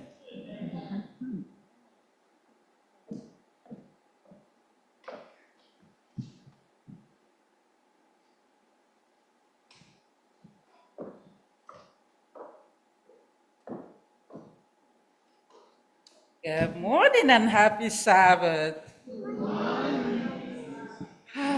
You all look beautiful. We're small but mighty. Even though a lot of our members traveled for special events, we miss them, but we can't wait for them to come back. But just as we are, God is still here in the midst. And if you're online worshiping with us, you all look beautiful. I can tell, even though your camera is not on, I can tell you all look beautiful because God does not make ugly things. Welcome. There's a feeling, this joy that I feel when I come to church physically instead of online. We welcome you online and we encourage you, whenever you have time, come to the physical church. There's that just connection that you feel. Welcome again, everybody, to the house of the Lord. May we all please stand for the affirmation of faith, which will be taken from Revelations 14, 6, and 7. We all have it projected on the screen too. And I saw another angel fly in the midst of heaven, having the everlasting gospel to preach unto them that dwell on the earth, and to every nation and kindred and tongue and people, saying with a loud voice, fear God and give glory to him, for the hour of his judgment is come. and worship him that made heaven and earth and the sea and the fountains of water. Amen. We shall now go to our call to worship, which is taken from Psalms 33, 20 to 22. And it says, our soul waited for the Lord. He is our help and our shield. For our heart shall rejoice in him, because we have trusted in his holy name. Let thy mercy, O Lord, be upon us according as we hope in thee. With these words, I welcome everyone to the house of the Lord. Amen. The sweet, sweet Spirit in this place,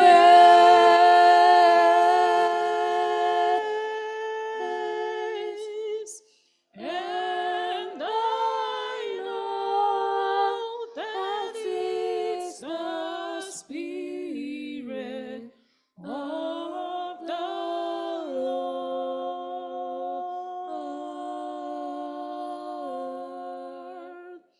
There are sweet expressions on each face,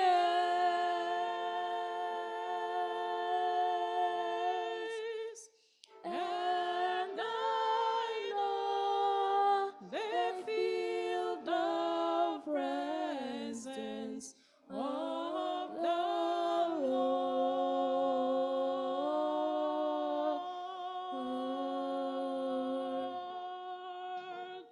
Sweet Holy Spirit,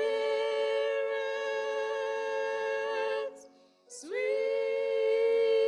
heavenly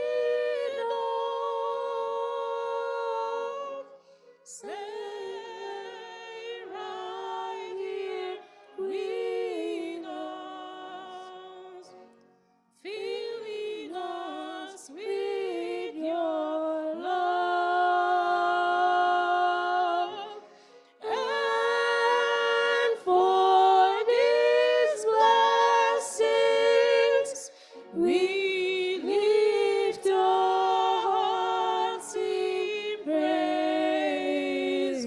Without a doubt, we know that we have been revived when we shall leave this place.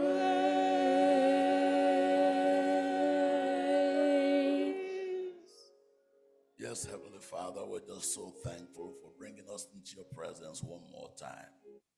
This first day of the month of March 2025, we give you glory and praise.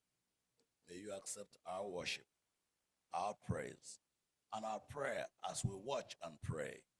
In Jesus' name we pray. Amen. Let us remain standing as we take our opening hymn from SDAH 595.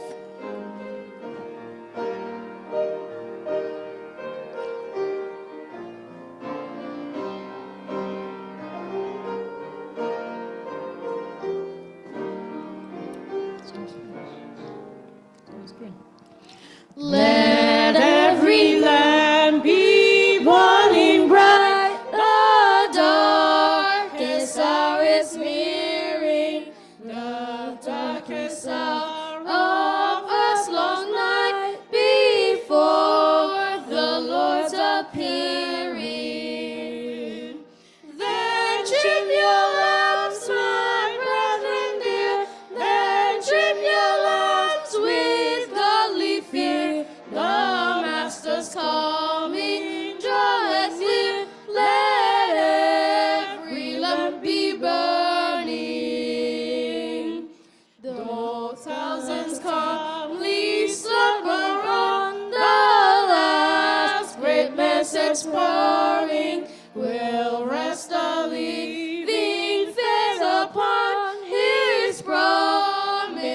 of returning. Then trim your lamps, my brethren dear, then trim your lamps with godly fear. The Master's coming draweth near. Let every lamp be burning. His word alive, His truth and guide, we cannot be mistaken. Though dangers rise on every side, we shall not be forsaken. Then trim your lamps, my brethren dear, then trim your lamps with godly fear. The Master's coming draweth near. Let every lamp be burning.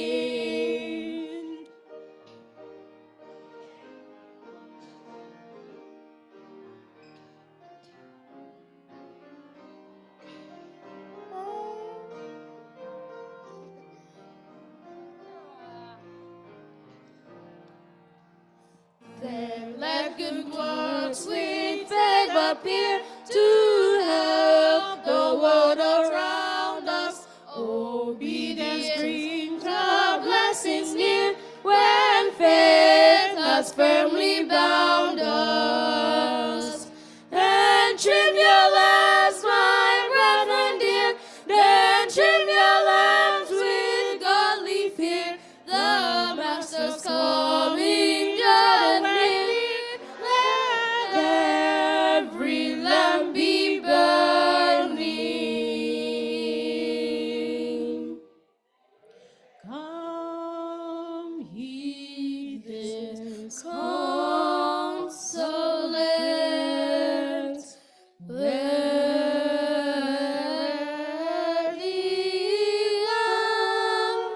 anguish come to thy mercy. Sing fervently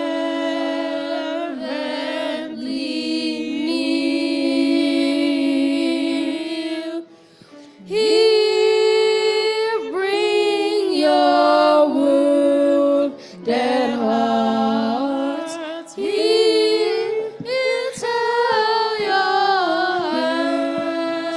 anguish. Earth has no sorrow that heaven cannot heal.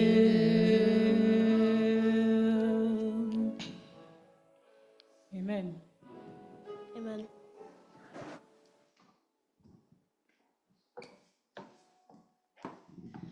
Let us pray.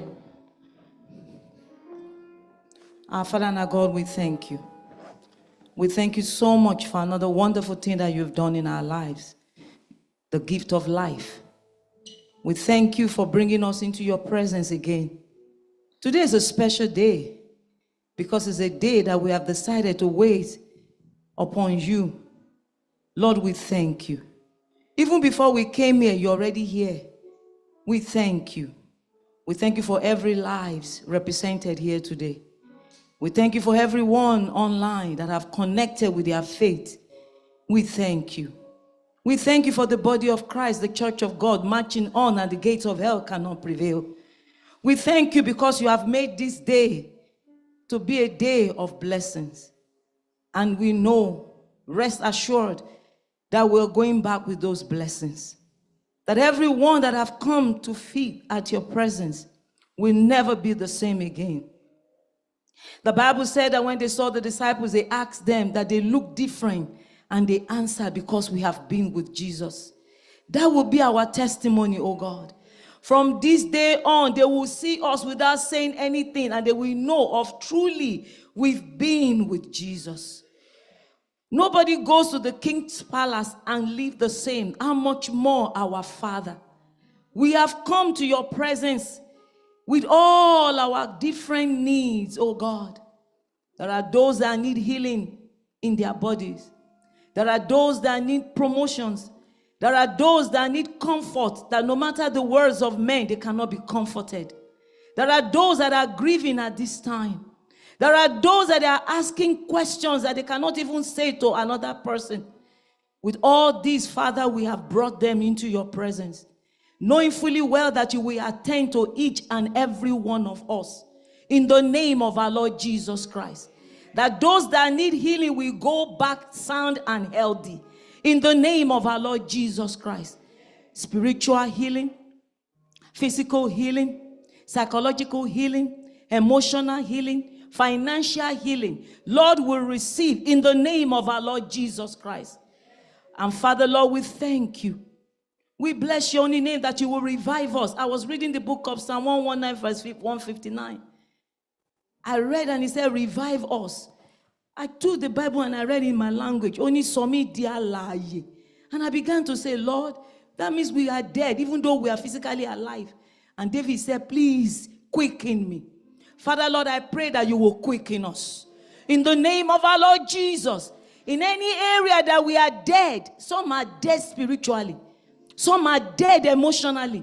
Some don't even have emotions again because of what has happened to them in the past. Lord, we pray today that you revive us. You will quicken us. In the name of Jesus, you will take away every burdens, every heartache. You will remove and revive us again. In the name of Jesus Christ. Some need revival in the evangelism. Lord, revive us. Revive the church. In the name of Jesus. Revive the church, oh God. Quicken us, that we may fulfill the purpose in which you have called us to your side. In the name of our Lord Jesus Christ. We are sleeping. Wake up. Wake up, oh God. Wake us all up in the name of Jesus. Lord, we pray that even as we have come into your presence and we depart, we will not depart unto sickness. We will not depart unto problems in the name of Jesus. But we will depart unto godliness. We will depart unto goodness. That even as we are taking your presence with us today, people will come to know God through us. In the name of Jesus Christ. We will go out there and impart our word. In the name of Jesus. Through our conduct, through our words, through the things, the way we behave. People will say, yes, I want to be like these ones. We will draw men unto you. In the name of our Lord Jesus Christ. Lord, we lift up our elders, our pastors, our deacons. Oh God, we thank you for the wisdom that you are giving unto them to lead your church. Lord, it's a great assignment. But you that have given the vision, you will give the provision. In the name of Jesus Christ, that everything that they need to lead your church, you will give unto them. They will not lack in everything in the name of our Lord Jesus. They will not lack in anything in the name of our Lord Jesus. Wisdom is there. Strength is theirs in the mighty name of Jesus. Lord, we thank you that even financially you will provide for them in the mighty name of our Lord Jesus Christ. Lord, we pray for those that are sick among us. The Lord and Almighty, that you will touch them. Especially today, you will touch that infirmity and take that infirmity away from their bodies. In the mighty name of Jesus, they will come back to serve you in joy, not in pain or sickness. In the name of our Lord Jesus Christ. And we thank you for those, oh God, that have just given birth. That, oh God Almighty, you will strengthen the mothers. Hallelujah. You will keep the babies in the name of Jesus. And we use them as a point of contact, as many that are looking unto you, oh God, for such a beautiful, wonderful testimony that very soon it shall happen. In the name of our Lord Jesus Christ. Lord, we thank you, oh God, for those that are downcast. For one reason or the other, they cannot even discuss with pastor. They can't even discuss with the next person beside them. Lord, you will revive them. Father, Lord, we thank you. We thank you for our children that are coming back to church. We thank you for our youth. We thank you for our elders. We thank you for each and every one of them in the name of our Lord Jesus. And finally today, even this service now, from the rest of the service, that everything that we're going to be doing, every activities will come into your hands, oh God. As you have been doing from the time that we started, your spirit will never depart from us. When the word of life will come to us, we will take the word and we will run with it in the name of our Lord Jesus Christ. And it will produce results in our lives in the mighty name of Jesus. Thank you, Father, for in Jesus' most precious name we have prayed and we have received. Amen. Hear our prayer,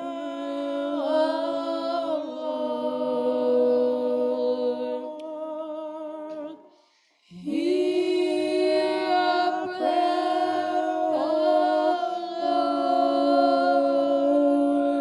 Lord. Incline thine ears to us and grant us thy peace. Amen.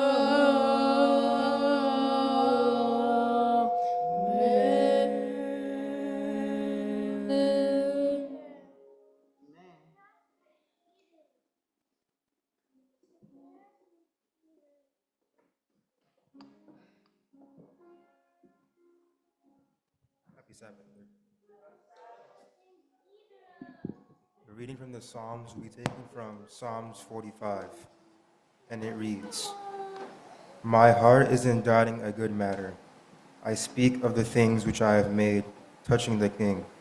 My tongue is the pen of a ready writer. Thou art fairer than the children of men. Grace is poured into thy lips. Therefore God has blessed thee forever. Gird thy sword upon thy thigh, O most mighty, with thy glory and thy majesty. And in thy majesty ride prosperously because of the truth, and meekness and righteousness. And thy right hand shall teach thee terrible things. Thine arrows are sharp in the heart of the king's enemies, whereby the people fall under thee. Thy throne, O God, is forever and ever. The scepter of thy kingdom is a right scepter. Thou lovest righteousness and hatest wickedness. Therefore God, thy God, hath anointed thee with the oil of gladness above thy fellows. All thy garments smell of myrrh and aloes and cassia, out of the ivory palaces, whereby they have made thee glad. King's daughters were among thy honorable women. Upon thy right hand did stand the queen in gold of Ophir. Hearken, O daughter, and consider, and incline thine ear. Forget also thy own people and thy father's house. So shall the king greatly desire thy beauty, for he is thy Lord, and worship him. And the daughter of Tyre shall be there with a gift. Even the rich among the people shall entreat thy favor. The king's daughter is all glorious within. Her clothing is of wrought gold. She shall be brought unto the king in raiment of needlework. The virgins, her companions that follow her, shall be brought unto thee. With gladness and rejoicing shall they be brought. They shall enter into the king's palace. Instead of thy fathers shall be thy children, whom thou mayest make princes in all the earth. I will make thy name be remembered in all generations. Therefore shall the people praise thee forever and ever. May the Lord bless his reading in Jesus' name. Amen.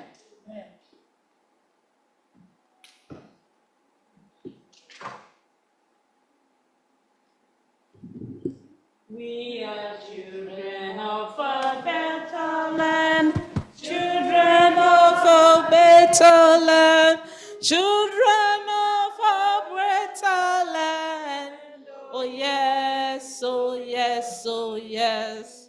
Oh yes, oh yes. We are children of a better land, children of a better land, children of a better land. Oh yes, oh yes, oh yes. Oh yes, oh yes.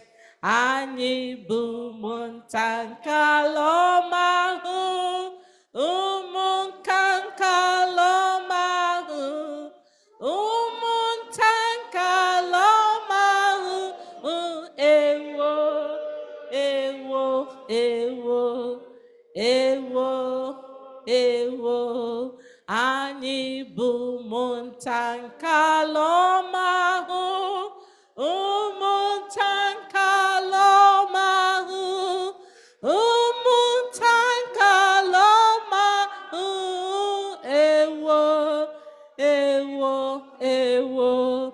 Ewo, Ewo, we are children of our greater land, children of our greater land, children of our greater land. Oh yes, oh yes, oh yes, oh yes, oh yes. We are children of our greater land, children of our greater land, children of our greater land. Oh yes, oh yes, oh yes, oh yes, oh yes. Amen, amen, amen. Happy Sabbath. Okay. Happy Sabbath, boys and girls. Happy Sabbath, daddies and mommies. How is everybody doing? Very good. I love you guys. You all look beautiful. Just like your daddies and your mommies. They gave birth to you. Of course, you gotta look beautiful like them. Hi. Everybody's good? We got a great story today. How many of you like to quarrel with your siblings? Don't lie. Mommy and daddy are here. They're going to tell me the truth. Yes, quarrel, right? Always arguing. Somebody has raised hand. Yeah, I know. They got to tell the truth. If not, guess who I'm going to ask? Yeah, daddies and mommies. I'm going to go straight to them. Everybody's hand should be up. Who quarrels with their siblings? Okay, I'm going to your mother now. Are you going to raise your hand? All right, let me ask mommy if he's telling the truth. Mommy, is he telling the truth? I told you, our parents are not going to lie. They're always going to tell us the truth. All right, I got a good story today. Okay, you could put down your hands. I know you are all very truthful. I got a story for you today. So there's a man. He has a brother. And these are grown adults. They have some misunderstanding between both of them. And they live close to each other. So this misunderstanding was dragging for so long. Went from hours to days, from days to weeks, and months, and years. They're not talking to each other, but they live close to each other. Why? What did you ask? They're brothers. Of course. Don't you quarrel with your brothers? Okay. They're brothers. So they have misunderstanding, but they're not talking to each other. So one day, the older brother saw the younger one hire a bulldozer. He didn't think anything of it. All of a sudden, he just saw a space between both of them. Okay, he didn't say anything. It just so happens that one day there was a knock on the door. He opened the door. He said, "Hi, I'm a carpenter. I'm just here new in town and I'm looking for a job. Would you happen to have a job for me or know someone that has a job for me?" "Oh, sure. I got a job for you. You see, last week, I saw my brother, who I have not spoken to for years. I saw him with this bulldozer, and he used some kind of, maybe a sand, and created a space between both of us. I know he did that on purpose. He did that to spite me, but guess what? I'm going to give him something even bigger. This is what I want you to do. You are going to build a fence so I wouldn't even have to see his ugly face again." said, okay, I can do that. That's not a problem. He said, I have some supplies for you. I have wood, I have nails. See that lumber over there? You can use what as a matter of fact, you know what? I will go to the store and pick up more supplies because I want this face to be high enough. I don't want to see him anymore. The man said, okay, no problem. The brother went to the store, got all the supplies that he needs, gave it to the carpenter, and he went to work all day. He finally came back in the evening. Wait a minute. I asked for a fence, but guess what the man built? Anybody want to guess? A house. No. Any other guess? A building. No. They use the bricks to kind of make. No. Any parents? A road linking the two houses. The carpenter built a bridge from the younger brother's house to the older brother's house. What is going on here? This is not what I paid you for. I told you to put up a fence. And very exactly, not a bridge. He wasn't expecting that. But guess what? He looked up out there and saw the brother crossing the bridge. The brother came to him and said, of all the things I did to you, you had the nerve to build a bridge? They both hugged each other and started crying. You know, it doesn't take much to forgive someone. Don't revenge. Leave it to God to revenge. Because God says that in Romans 12. Christopher, stop messing with my phone. Leave my phone alone. Christopher is going to read Romans 12, verse 19. What does it say, Christopher?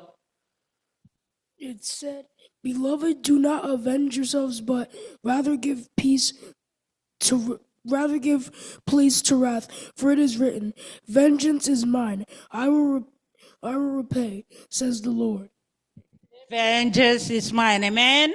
I will repay, says the Lord. You see, it can be a little misunderstanding. There's just no need for animosity. There's just no need for that anger to keep dragging on and dragging on. And even the carpenter, they invited the carpenter to stay because he said he has more job.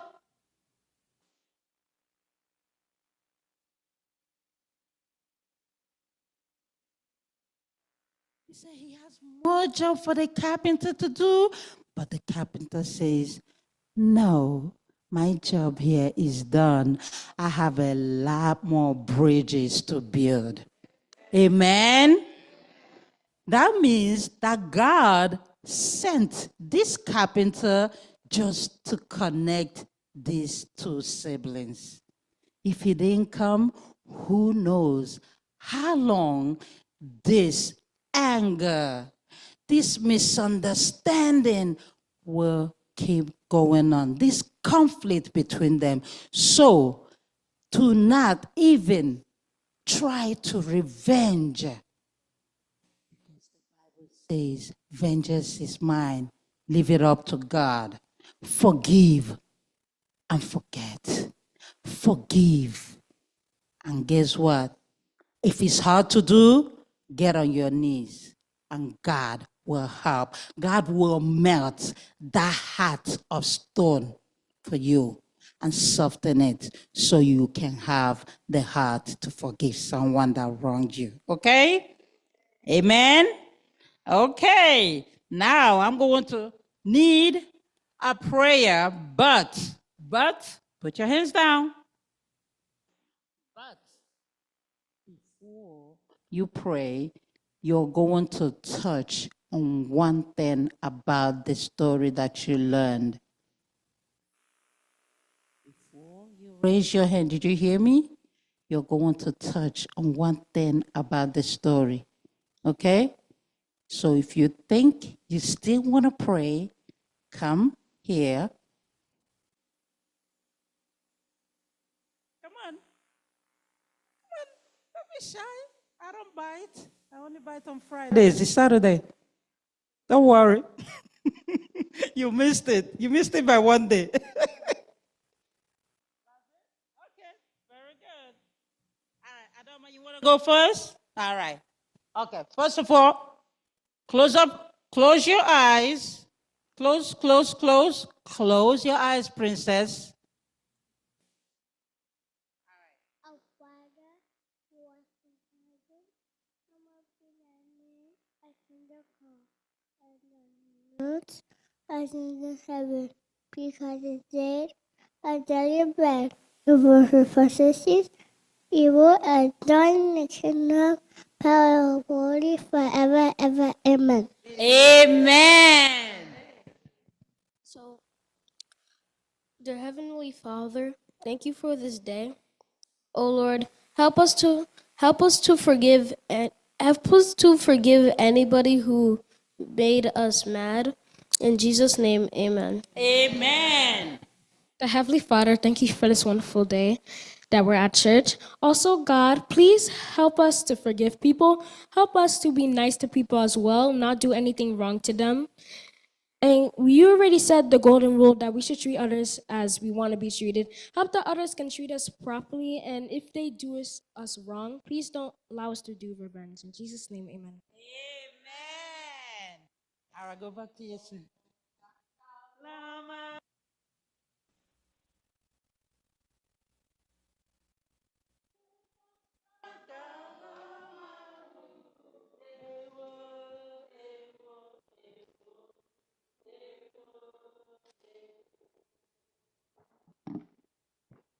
Happy Sabbath, church.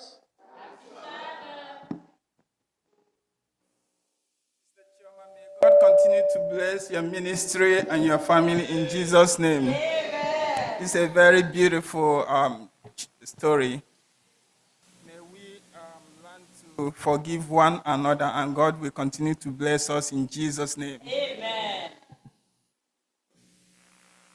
Offering time. Yeah, I'm calling on the deacons to collect tithe and offering.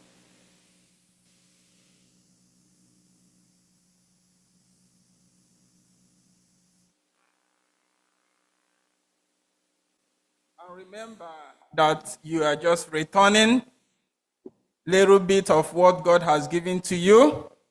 And also remember that you should not return grudgingly, and know that you are not compelled to do that.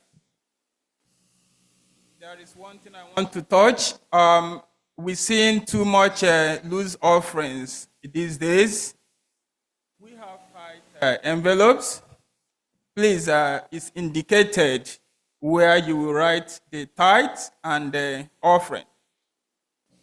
So at the end of the year, you can get something in return tax.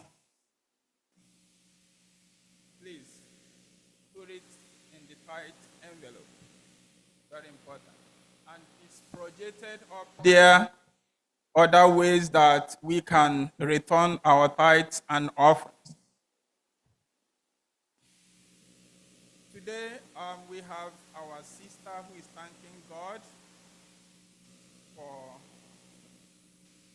the blessing of delivery of her daughter-in-law, a beautiful bouncing baby girl, to the family of Mokochas. This, our new grandmother is so happy. We are also happy for her. May God continue to use our families as a point of contact to bless other families in Jesus' name. Amen. Anu tuzonu ziri. webata n'otu ụzọ n'uziri n'ime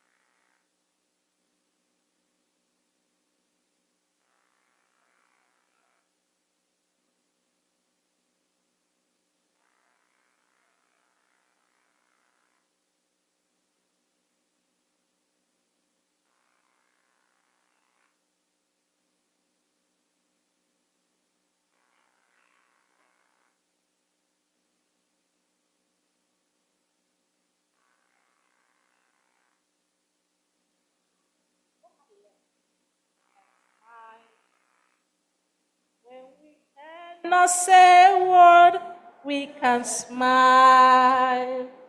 When we cannot be held, we can smile anytime, anywhere. Happy Sabbath, everybody. Now you're coming. Can we stand while we do our Bible reading? And our Bible reading is taken from the book of Mark, chapter 14. Mark chapter 14. I'm reading from verse 32 to 38. It says, "Then they came to a place which was named Gethsemane. And he said to his disciples, 'Sit here while I pray.' And he took Peter, James, and John with him. And he began to be troubled and deeply distressed. Then he said to them, 'My soul is exceedingly sorrowful, even to death. Stay here and watch.' He went a little further and fell on the ground and prayed that if it were possible, the hour might pass from him. And he said, 'Abba, Father, all things are possible for you. Take this cup away from me. Nevertheless, not what I will, but what you will.' Then he came and found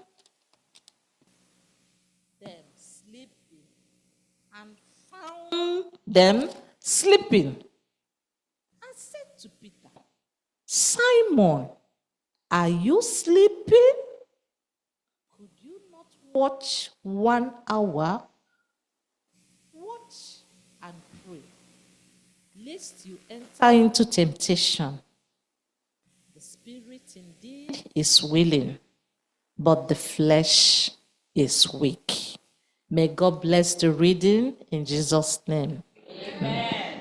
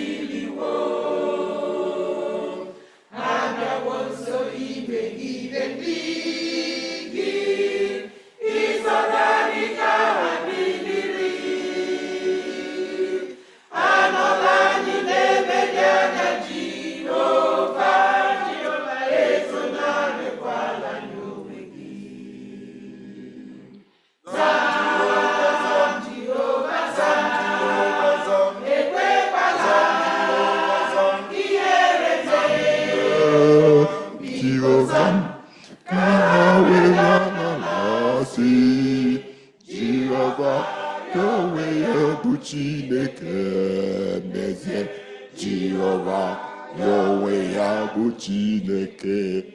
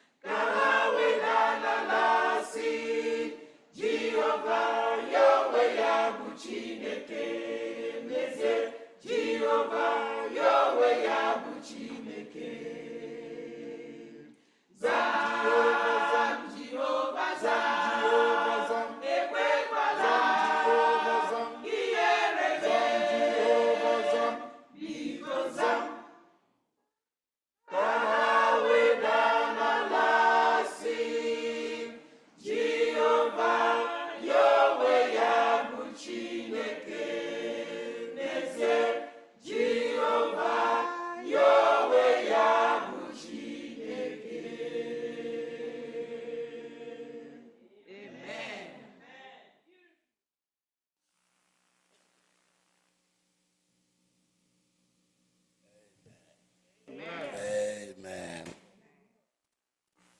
This is a day of fasting and prayer that's been set aside by us to the seventh day administration. Yeah. It is the beginning of the month of March. What do you do in the month of March? You march on to victory. Amen. Amen. I was really blessed by the story for the little children, and I didn't know whether we had permission to listen or not, but they didn't specify any age limit, so we got the benefit of that. That story was just simply beautiful. Every plank, every chunk of wood that you have,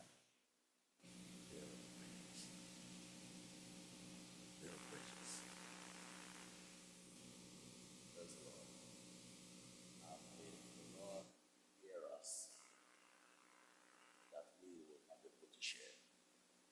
Amen. Thank you very much, choir. We bless the Lord for bringing us together. I'm always glad to be back here. Always glad to be back here at First Igbo. It looks like maybe the whole of our membership must have gone to Murtala Mohammed Airport. Everybody's they're still on vacation or on some business trips. But for those of you who are online, we're glad that you are with us, fellowshipping in your Father's house, wherever your physical location.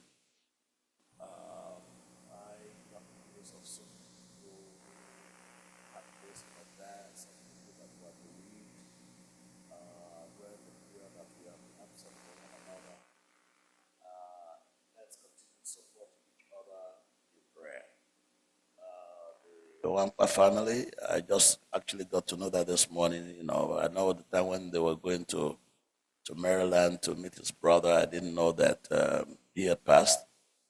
The Lord will accompany you as you go home, and we pray that you will find favor and that the family will experience healing. I understand that somebody else lost a mother-in-law or something, somebody that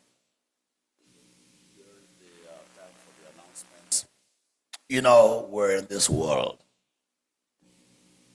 But Hebrews sang the song for those of you who remember. This world is not my home. I'm just a passing through. What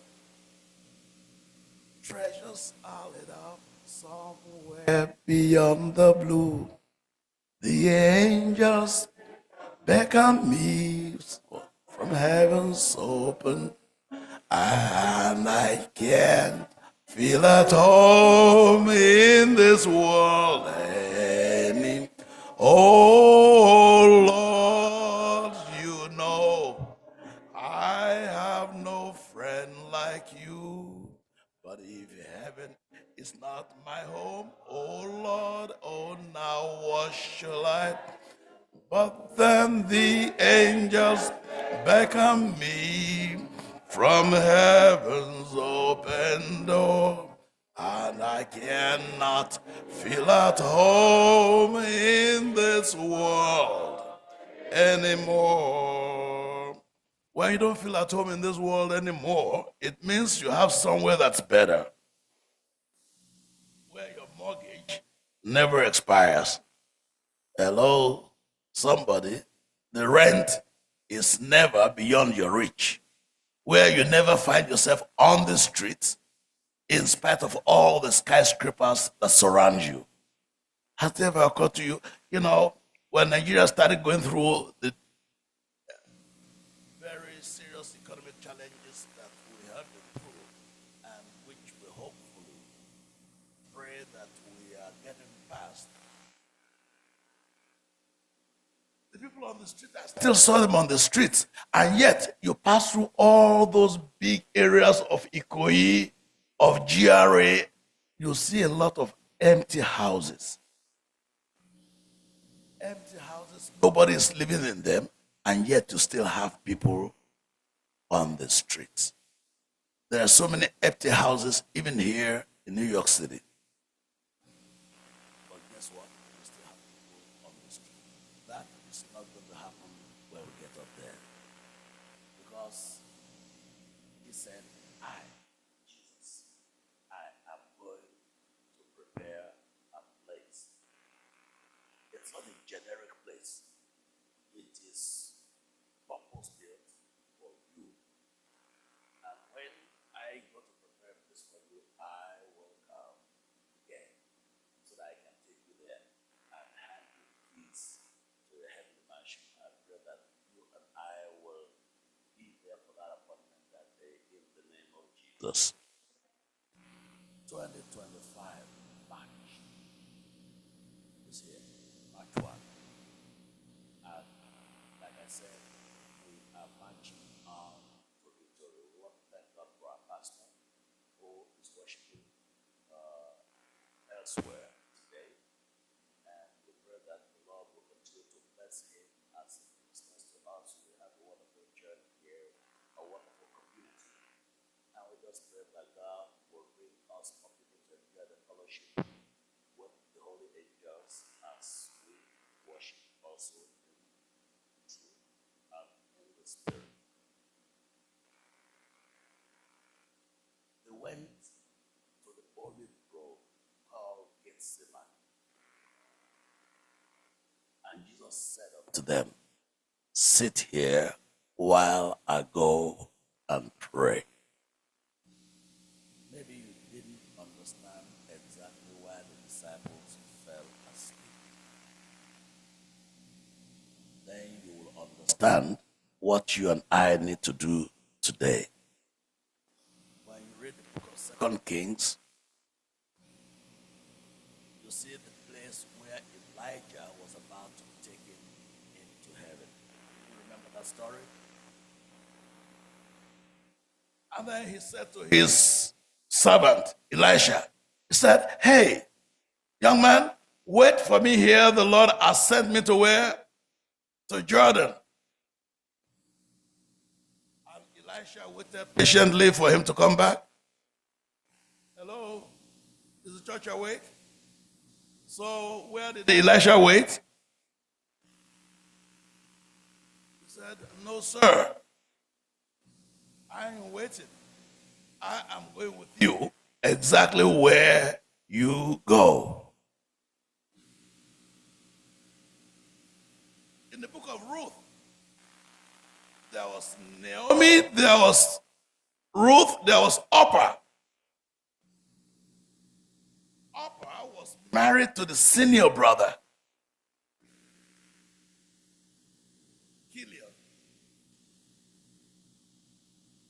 Ruth was married to the younger brother, Mahlon. And then Naomi said, hey, look here, I have nothing more to offer you guys. Ladies, go back to your parents and I'm going back. I came here full. Now I'm going back empty. So just go back. Oh, Orpah said, oh, well, Mom, I'm really going to miss you. You have been very good to us. Thank you very much. God bless you. Bye-bye. And she went back. And Ruth also said, okay, bye-bye, and went back. No. How come my Bible is different from yours? Oh, okay, yeah, that's right. I think it's, my glasses must be. Ruth said, no way. I am not leaving you. Where you go, I'll go. Where you live, I will live. Even where you die, I will die, and there I'll be buried. If the Lord do so more to me, and more also, if anything but death will separate you and I have already married into this family of God. I have tasted the goodness of the Lord. There's nothing you're going to do that will get me to go back. And the wife of Gilead, of Mahlon, the younger brother, is one that now went on to inherit everything that belonged to the family of Elimelech. When Ruth got back, and she got married to Boaz and became one of the ancestors of Jesus.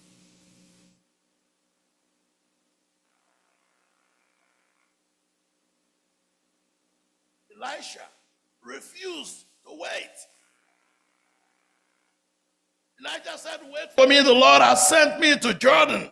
I said, Lord, Master, I will go with you. Even some prophets, sons of the prophets who are trying to delay him, to discourage him, to separate him. Do you know that your master will be taken from you? Oh, yeah, sure, I know. You guys just, hey, chill. I have some business to do. I have a trip to make. I am going. So, you have seen the two examples of Ruth, of Elisha.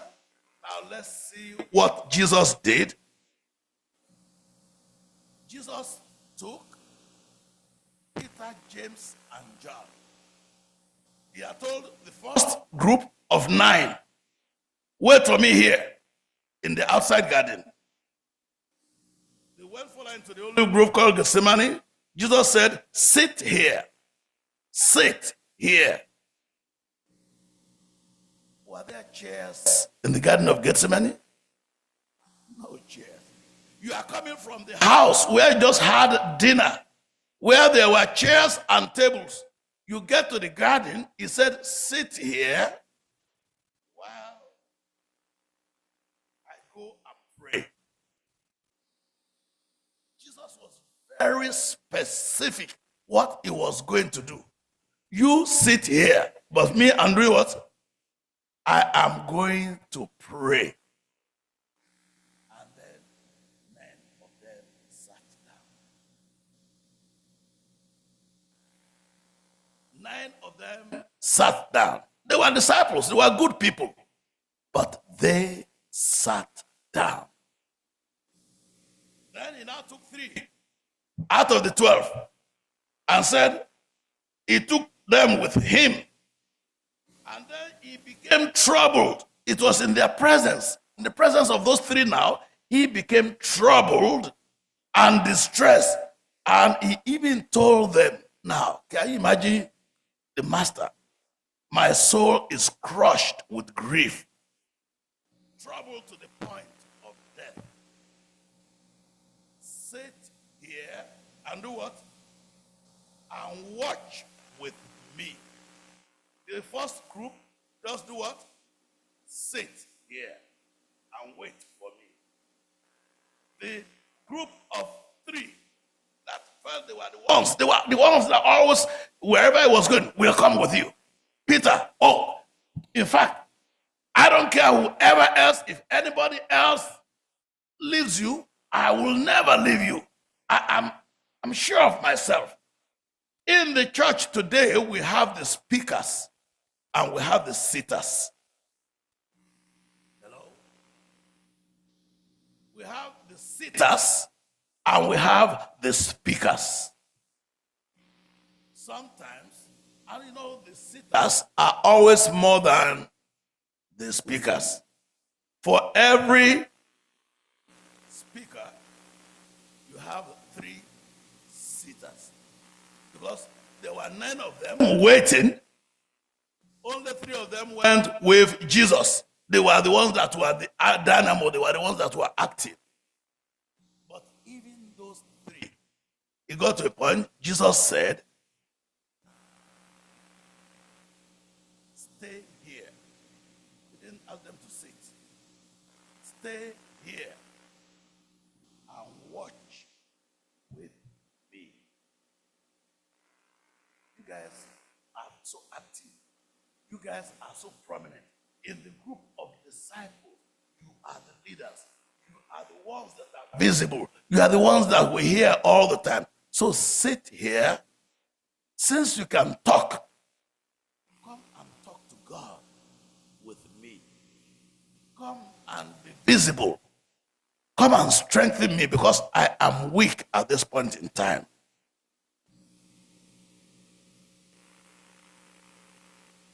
Stay here and watch with me. You just looked at them. And what did he do? Next verse. He went on a little further. He still left them there. He left them and went a little further. They did not go with him. They did not go with him.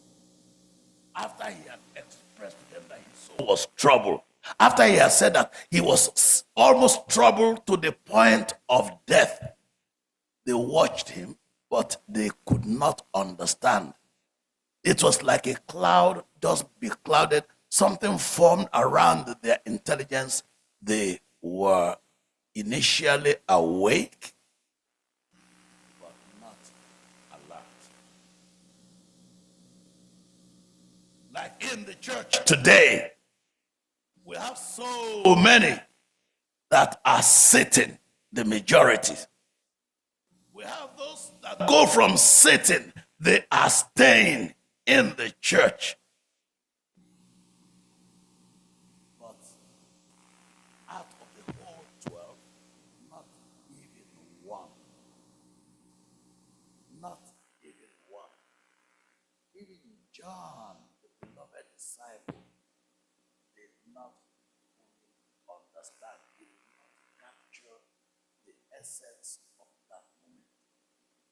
It is to let you know that no matter how holy you may think you are, no matter what position I have in the church, I am a pastor, I am this, I am that. It comes to a point of human limitation where you are just another disciple. Hello? Just another disciple.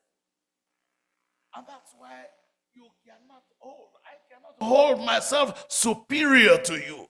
That's why we need, Jesus was teaching them something.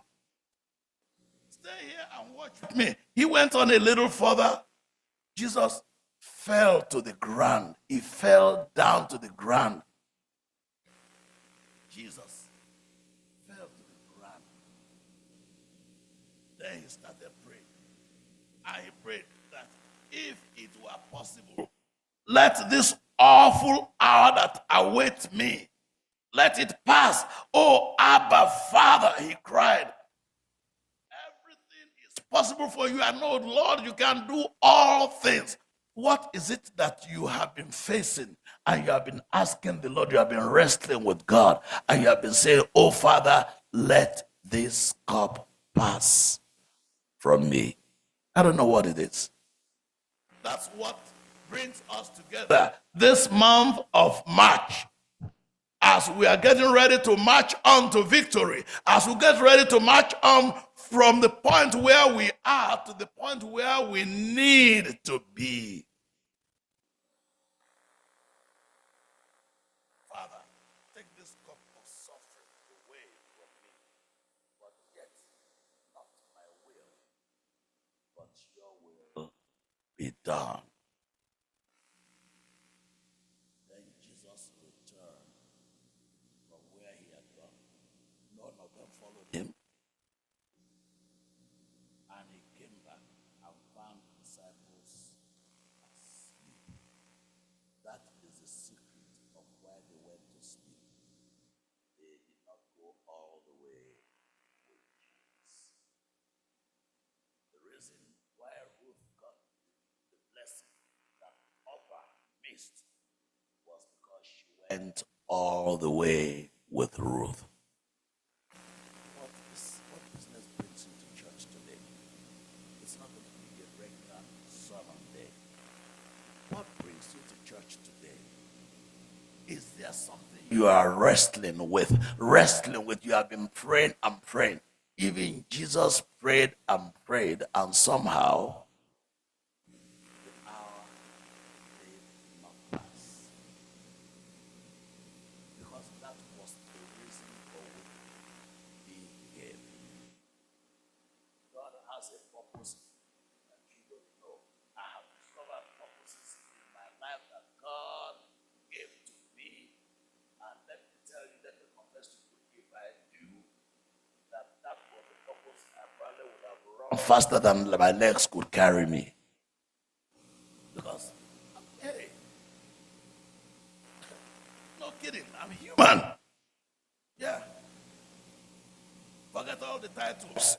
All the big titles and all of those things, that's just trendy.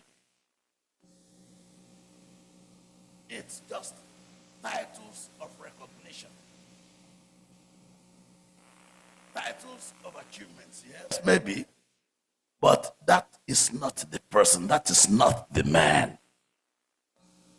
The man is flesh and blood. That's the lesson that God wants you and I to learn for this March 1, as we march along from weakness to strength, from darkness to light, from death to life, from the guttermost to the uppermost. That is what God has for you. He returned, found disciples sleeping. So now, who was the loudest of all the disciples? Peter. That was why it was Peter's name he called. He didn't call James. He didn't call John. He called Peter. And hey, look, Simon. What a question. Are you too asleep? You get to many of our churches today, and even the Simons in the churches are asleep. The pastor is asleep, snoring.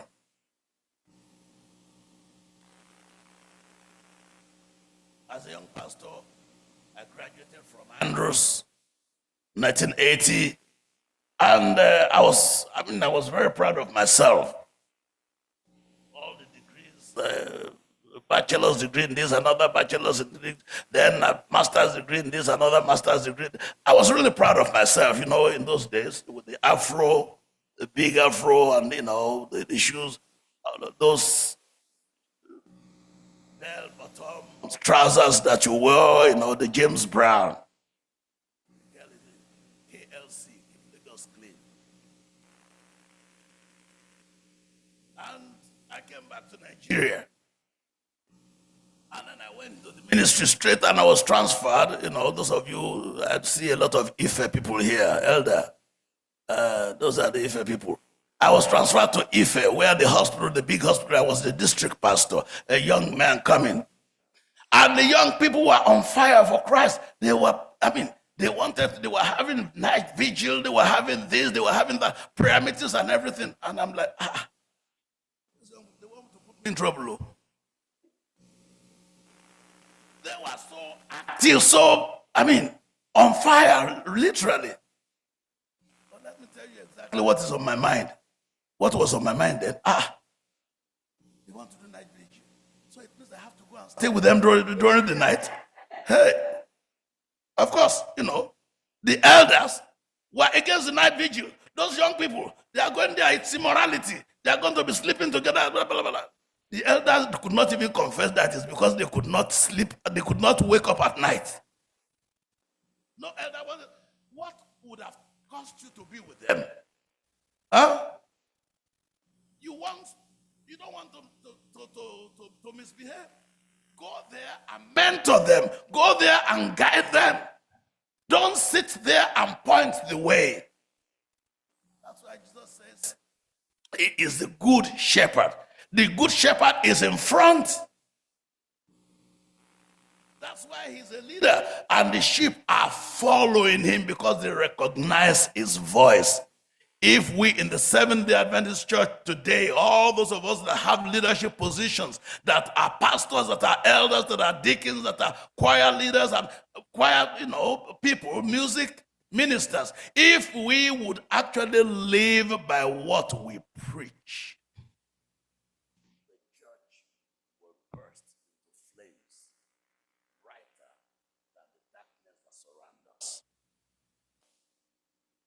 when the elders spoke and said, Pastor, all these young people, you see, they are going Pentecostal. They are praying all kinds of prayer. They are doing this. It was very easy for me to join them. Yeah.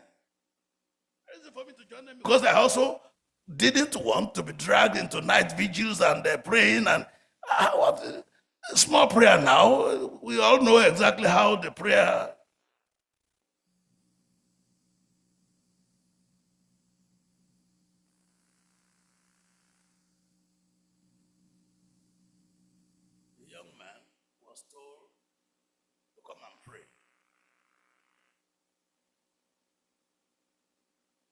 I said, Mommy, which prayer do you want me to pray? Is it Uncle Emeka's prayer or Auntie Chidima's prayer? The mother said, which is Uncle Emeka's prayer, Auntie Chidima's prayer? I said, Uncle Emeka's prayer now, that is the Adventist prayer. Auntie Chidima's prayer, Colonel, it's, that one. Okay, pray Uncle Emeka's prayer. Oh God, I thank you. I beg you, you need to do this, you need to do that. Thank you for everything that you have done, for everything, thank you. In Jesus' name, amen. Okay. Pray Auntie Chidima's prayer. In Jesus' name, amen. In Jesus' name, amen. And then, from the language of the little children, you can even tell there are some prayers that have no power in them. Even they pray, somebody who drives is a what? Is a driver. So somebody who prays is a pray. All right. Even the one who is praying is not really persuaded. We are just fulfilling formalities. We are just observing norms, just like the Jews of old. We have settled into our comfort zones, and that's why from time to time God sees the need to wake us up, because the firemen are never nice. When somebody calls 911 and your house is on fire, they don't come and start asking you, "Hey, madam, please, do you want to come out of the house so we can?" What do? They come, they host you in. We need to start hosting in all the difficulties that we have in the name of Jesus. We need to start actually praying like we believed in what we were asking.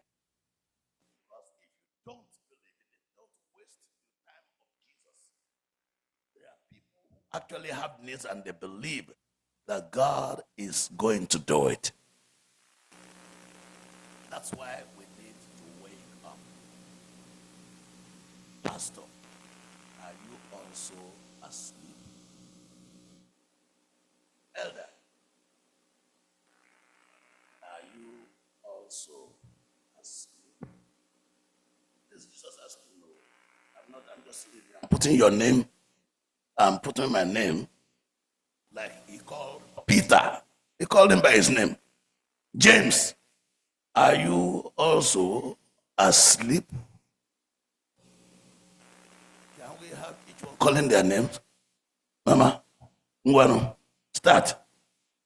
You call your name. I will ask you a question now. I will read from the Bible. Are you also asleep? Mama, Ngwano. Nkechi, are you also asleep? Are you also? For those online, each one is mentioning their name. Be mentioning your name here. It's an exercise we are doing in church. We did not just come here to sleep. Mama Christiana, are you also asleep? Somebody is sitting next to you. Auntie Uche, are you also asleep? My sister Oluebere, are you also asleep? Where, Mama? Our choir director. That is the first lady of the eldership. Are you also asleep? Awake. Chioma, are you also asleep? Bye. Sister Rosalie, that's what Jesus asked me. Are you also asleep? I'm starting with the choir. Because they are the one that just ministered to us. Hey, Auntie Adeze, are you also asleep? Mama. Oyechi, sister, my dear sister. It may sound funny. Jesus met Peter snoring. He had to wake him up. I still ask him what? Are you also asleep? Sir. Uncle Maxwell. It sounds funny to you too. That I'm asking you, are you also asleep?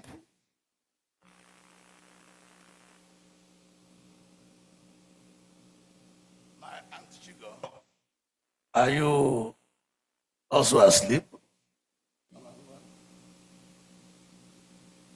Awake. God bless you. Obioma, Mama Obioma, are you also asleep? Let me see everybody. Let the head elder answer for the rest of us. Head elder.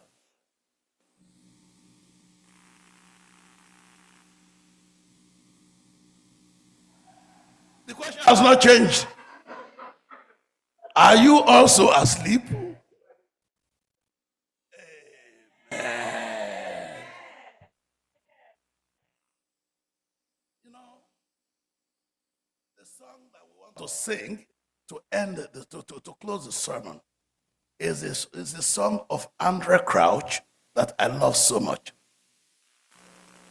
I've had many tears and sorrows. I've had questions for tomorrow. And there have been times when I even did no longer knew what was right and what was wrong. But in every situation, God gave me blessed consolation that my trials have only come to make me strong. Oh yes, I've traveled this world. I've been to a lot of places and I've seen a lot of faces, millions of them. And yet, there are times when I felt so all alone. But in every situation, God still gave me those blessed consolations. So, I want to thank God for all the mountains I've had to climb. I want to thank Him for all the valleys that are falling into. Some of them were muddy, some of them had sharks and all kinds of stuff in them. But if I'd never had a problem, I'd never know how God could solve them. And I would never know what faith in God could do. Jesus was at the deepest point of his earthly ministry. But those that he surrounded himself with were asleep. I guess the other disciples must have been very mad. You see, this our guy is very partial. There are 12 of us. Now he left 9 of us here and took only 3 of them there because they think they are the ones. That they are always the ones occupying this position, occupying that position. They did not know that Jesus wanted to show them that they were all on the same level. He took them there. That's why he was the one, they were the ones to whom he directed the question, because they fell asleep even while Jesus was agonizing just distance away. My brothers and sisters, today, God will never allow you to fall into any temptation without having warned you. There are no ambushes in life when it comes to matter of faith.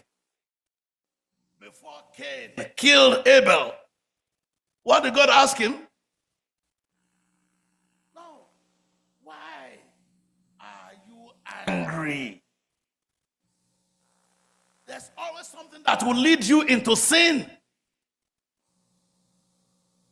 So when he says watch and pray, he's asking you to watch and pray against those things that will bring you into sin and make you subject to the power of the enemy. Why are you angry and why are you depressed? If you have done well, will you not be accepted?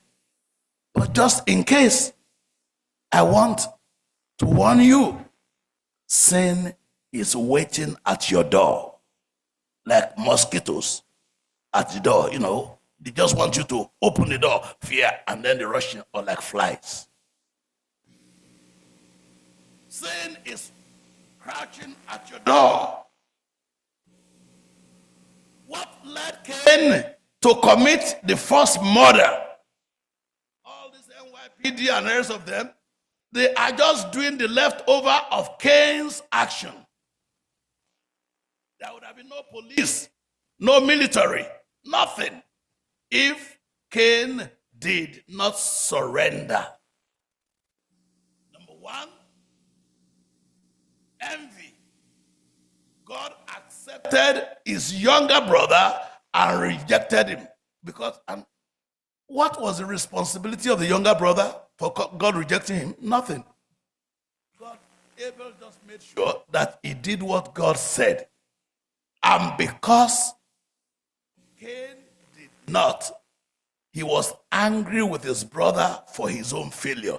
Anytime you see your friend, yourself angry at people, look at yourself. Don't look at them. My dear brothers, sisters, that is the lesson when God says, watch and pray. It's not against some enemies out there. It's for the enemy in here. I am the elder brother. How will God accept that little rat when I am here? He failed to look at where the problem. You don't? Okay. As long as you do not look internally to see where the problem lies, you would never be able to solve them. For if I'd never had a problem, I'd never know that God could solve them, and I'd never have known what faith in God could do. But when the envy was not resolved, the envy led to what? Anger. He was now angry.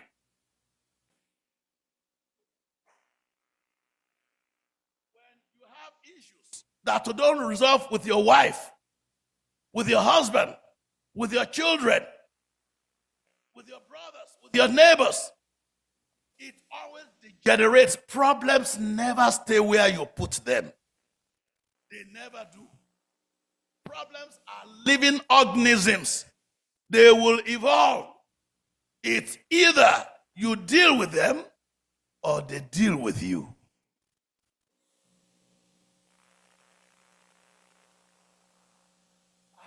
Does it surprise you where God said, don't leave fire on the roof and say, I'm sleepy. Don't leave anger. Don't leave unresolved problems. If you do, by the time you wake up, something would have made it worse. Somebody will come and give a news to your husband or to your wife that would make it look as if you had something to hide, and the problem will become worse because you did not speak about it while it was still neutral.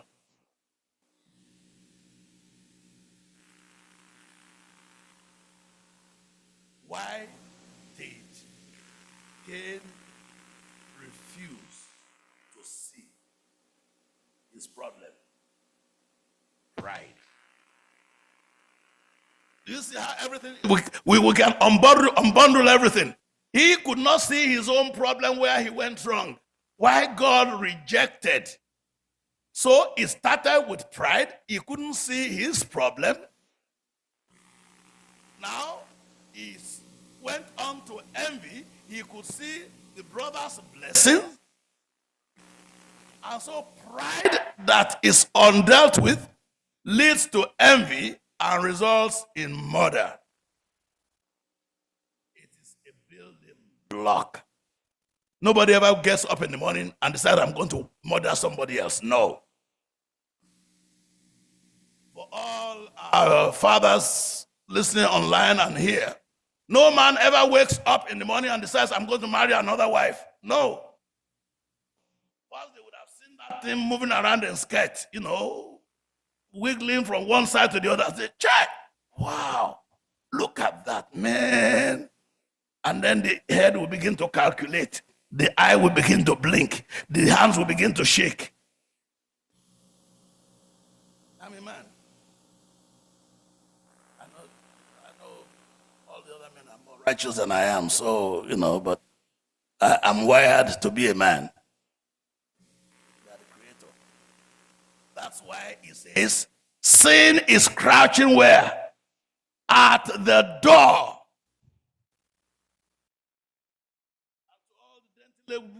Maybe you are not the one hunting. The hunters are paying you compliments that your husband has not paid you for 5 years. And they say, oh, how beautiful you are. Man, you're looking so, and then, wow. And you begin to radiate. Sin at the door. Pride leads to envy. Envy leads to anger. And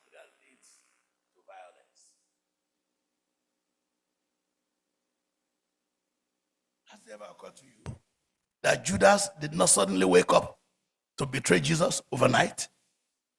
He had been having issues that were unresolved.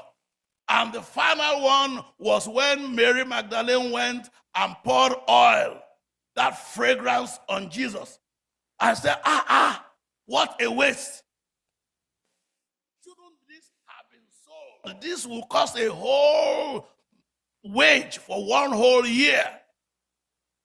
Which means today, for most of us, this thing will cost $100,000. $150,000. For those of us that are doctors or something like that, maybe $300,000. This is what this would have cost. Look at what this man has wasted.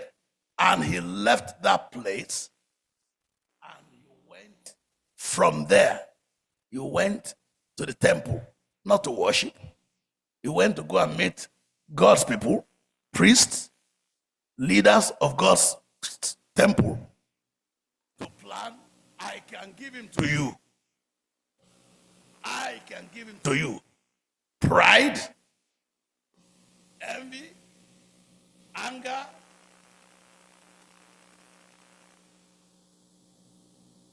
murder.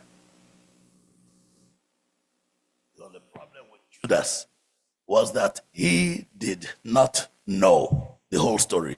The devil will never tell you the whole story.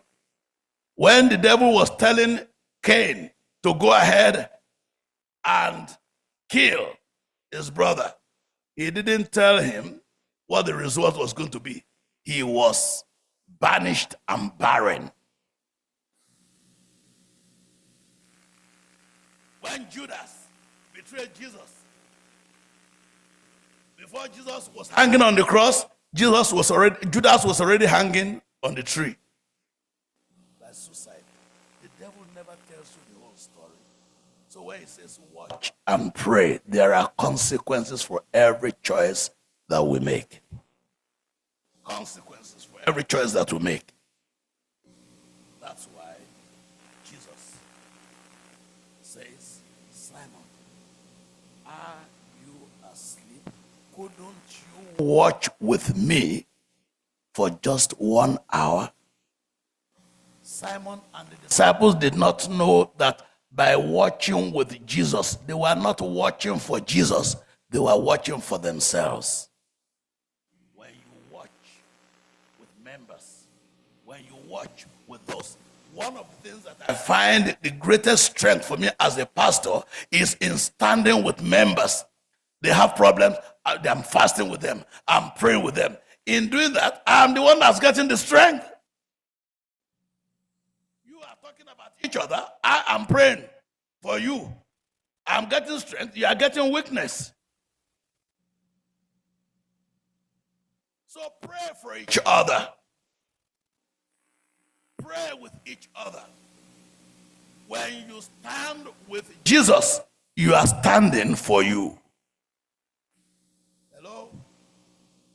Couldn't you stand with me for just 1 hour? It's not asking you to stand for him. No. When you stand with him, you are borrowing from his strength. Because you see what he's doing, you are following in his footsteps. Couldn't you stand with me? So watch and pray for the month of March 2025. Keep watch and pray. He says, so that you do not enter into temptation. That's the only reason. So for this month of March, I don't know what your January was like. I don't know exactly what were your experiences in February. But whatever those experiences, whatever those trials and temptations, you have now the opportunity to march on to victory in the month of March. March on to victory. Watch and pray so that you do not fall into temptation. And Jesus gives you the hint. I know you are willing. I know you are a good man. I know you are a wonderful woman. I know you are a Christian. I know what you desire. But But your flesh is weak. If you don't know that your flesh is weak, then you don't know anything else. As you interact at work, at play, as you mix with family, this month of March, remember, yes, your spirit is willing. With your children, those people that annoy you, those people that just piss you off, those people that just seem to be, they don't seem to get anything right. Yeah, your spirit, their spirit also may be willing, but their flesh is weak. Let's be patient with one another. Let's be understanding with one another, knowing that the flesh of the one that is weak today, I could be the source of strength for that person. If I watch with Jesus, the fact that Jesus took me out of the 12 and brought me as just one of the 3 does not mean that I am better than the 9 that are far there. He has brought me up there so that he can show me my areas of weaknesses and I can watch with him to overcome. Watch and pray that you not enter into temptation. My dear brothers and sisters, online, here, inside the auditorium, yeah, the spirit indeed will be willing. Willingness is not sufficient. You need to actually overcome, because it's only God that wills and does. It's only He that can will and to do that which will bring glory to His name. As we bow our heads, I want to pray with you. I want to pray with you that in the month of March, this month of March, something will happen that will wake you up. It may not be pleasant. The process may not be pleasant, but the product will give glory to God. Let me come again. I said that the process may be something that will cause you pain. But as the Lord lives for this month of March, you will come to a place that will bring you celebration in the name of Jesus. That you may come from the land of pain to the place of gain. That you leave the position of frustration to the palace of celebration. That is what is in line for you for this month of March. Shall bow your heads with me.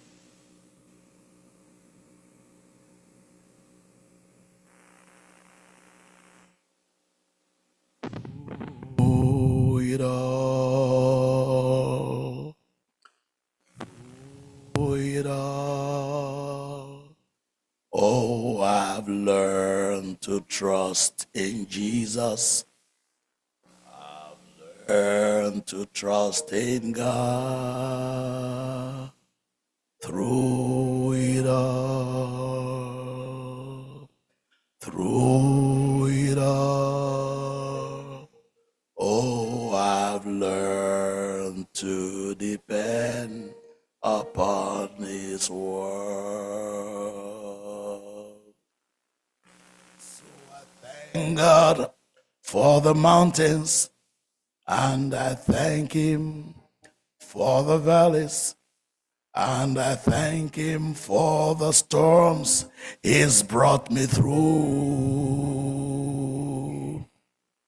For if I'd never had a problem, I'd never know that God could solve them, and I'd never know what faith in God could do. That's why I say that through it all, oh, through it all, I've learned to trust in Jesus. I've learned to trust in God all through it all. Yes, through it all. Oh, I've learned to depend. So, Father in heaven, I bring my pains, my troubles, my sorrows, my down times, my frustrations, Lord,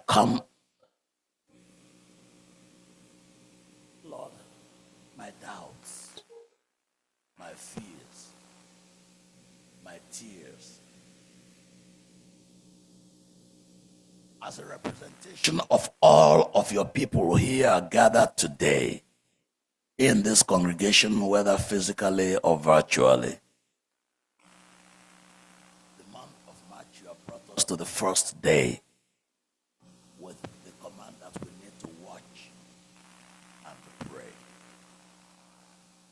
Not because you need us to so do, but because you don't want us to enter into temptation. There are temptations and trials that await everyone.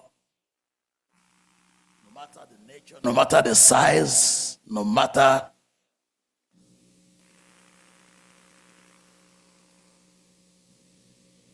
the duration. But Lord, we know we're not heard for the length of our prayers, but for the sincerity. We don't even know what to pray for. We don't know what to ask. Sometimes we don't know what we need. The things that we need, our eyes are not there. We are chasing the things that we do not need.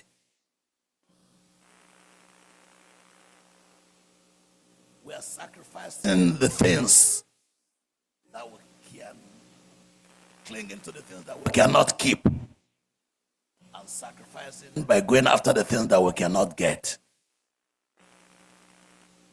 Oh Lord, our Father and our God in heaven, I come on behalf of your people today. Lord, forgive in all the ways in which I have gone astray, in which your people have gone astray, and we keep going astray. Lord, may you forgive. Father, may you cleanse thou us from all unrighteousness. Wash us clean with hyssop, that we may be presented, having been sanctified by the blood of Christ, before your throne of mercy with exceeding joy, pure and perfect. Lord, that our prayers may not just be waste of time, but that, Lord, we might be presented with exceeding joy. Oh Lord, our God and our Father in heaven, at this time, where we have not been sincere with our brothers and sisters, with members of our families, where we deceive and we deny, Lord, may you please forgive. Where the thoughts of our minds are so impure that nothing good can come out of it, Lord, may you please cleanse. Cleanse, Father, and just replace. Fill us up. Empty us out and fill us up. Today, Father, teach us to pray, that we may ask what is pleasing and good in your sight, that your grace may abound and abide. Father in heaven, thank you, Lord, because you said you will not lead us into temptation, but that you will deliver us from evil, because the kingdom is yours, and the glory, and the power, and the majesty, and the dominion forever.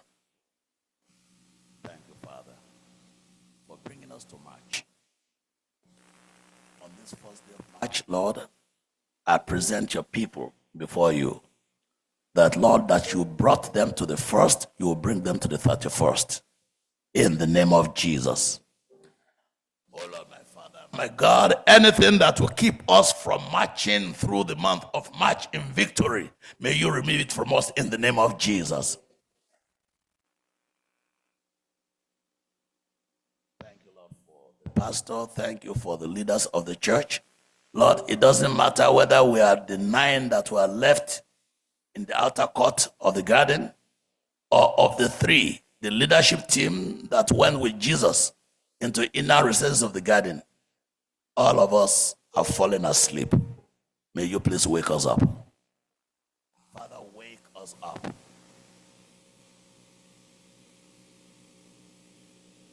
keep us awake. Keep us alert. That we may stand against all the wiles of the devil, because we fight not against flesh and blood, but against principalities and powers of darkness in heavenly places. Lord, may you equip us with all the full armor of God. This is our prayer with thanksgiving. And we celebrate, Lord, because you are good, and because you are God, and because you have already answered even before we asked.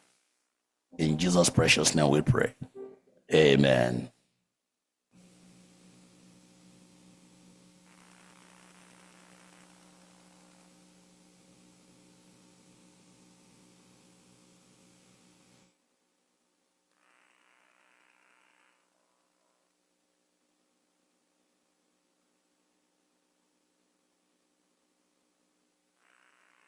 We thank Pastor Martin for reminding us to watch and pray.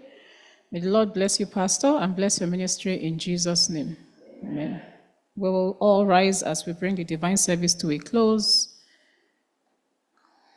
by singing from the last song is actually Through It All. Pastor, that's it? Are you able to put it on the screen?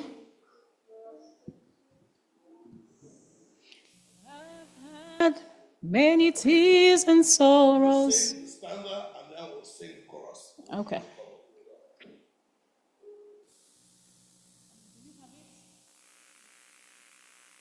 Can you send it to the church group?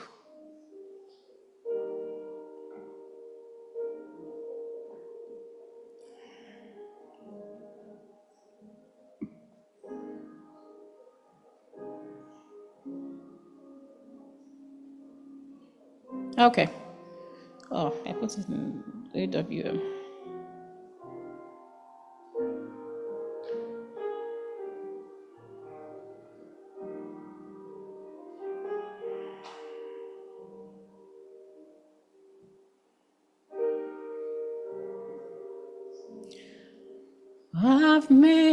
I've had many tears and sorrows. I've had questions for tomorrow. There's been times I didn't know right from wrong. But in every situation, God gave me blessed consolation that my trials come to only make me strong. That's why I will sing through it all, through it all. I've learned to trust in Jesus. I've learned to trust in God through it all, through it all, oh, through it all. I've learned to depend upon the Lord. I've been to lots of places. I've seen a lot of faces. There's been times I felt alone.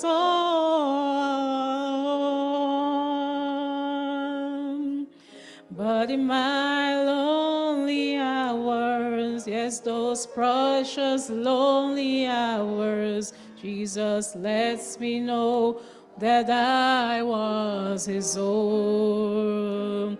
That's why we'll sing through it all, oh, through it all. I've learned learned to trust in Jesus.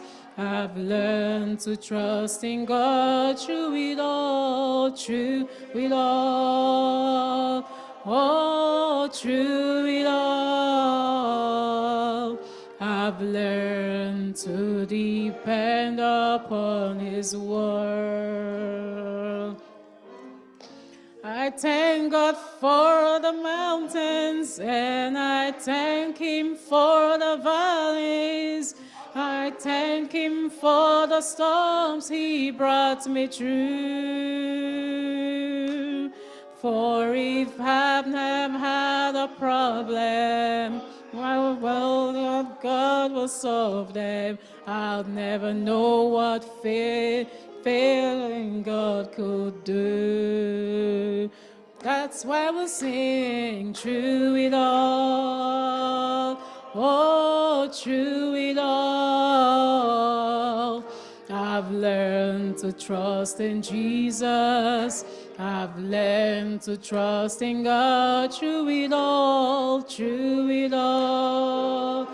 Oh, through it all. I've learned to depend upon the Lord.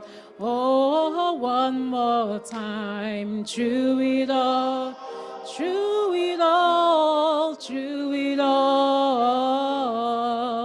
I've learned to trust in Jesus. I've learned to trust in God through it all. Oh, through it all. I've learned to depend upon this word.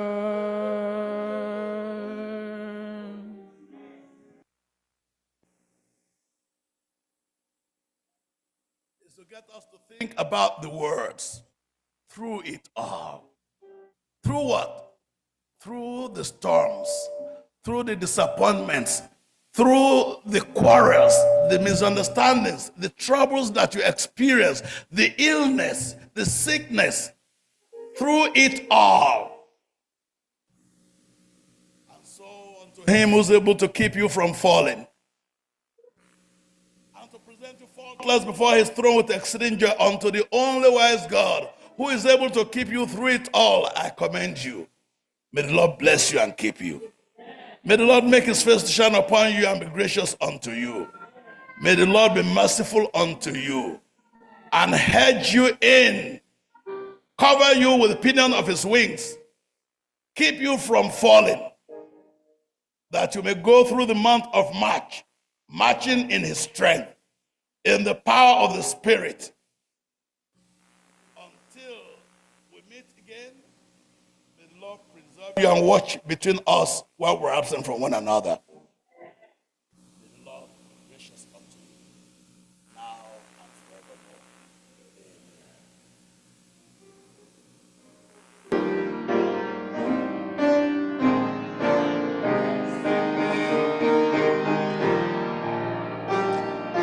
We have this hope that burns within our hearts, hope in the coming of the Lord. We have this faith that Christ alone imparts, fed in the promise of His word. We believe the time is near when the nations far and near shall awake and shout and sing, Hallelujah, Christ is King.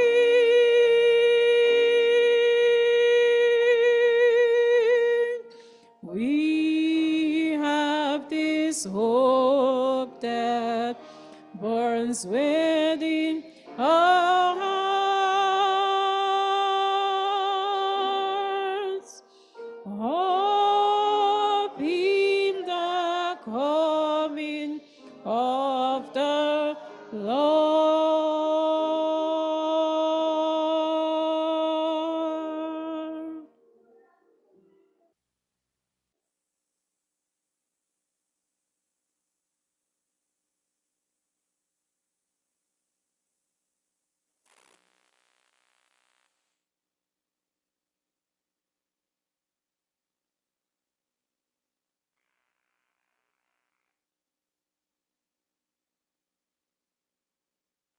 On behalf of Pastor Erondu, membership of this church, and all our friends and well-wishers and members watching online, I want to thank Pastor Makinde for this very skilled and timely message to all of us today. Some of us are small. Half awake, and some of us are awake. Let us pray. God Almighty will wake us up so that we will remain faithful and we will do that which has commanded us so that we will get understanding Christ from God. It is time for meditation. Let us just take 1 minute to God confess God so that the Holy Spirit in us will continue to wake us up. We will be able to answer for this. 1 minute.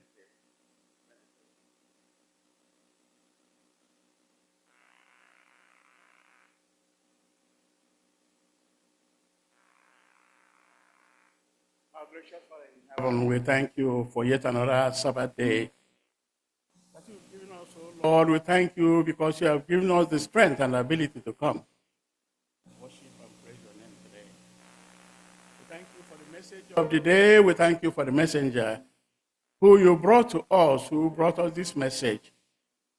As we hear all this, Heavenly Father, may they take root in our hearts. May we realize, oh Lord, that we are human and that we need you every moment and every step of the way, so that we'll be able, through your Holy Spirit, to keep awake, to be with you, oh Lord, and to continue to help each other, those who are fallen, because we all want to share eternity with you. Keep us faithful, Heavenly Father, until that glorious day when our Lord Jesus Christ will take us home. This is our prayer in Jesus' name. Amen.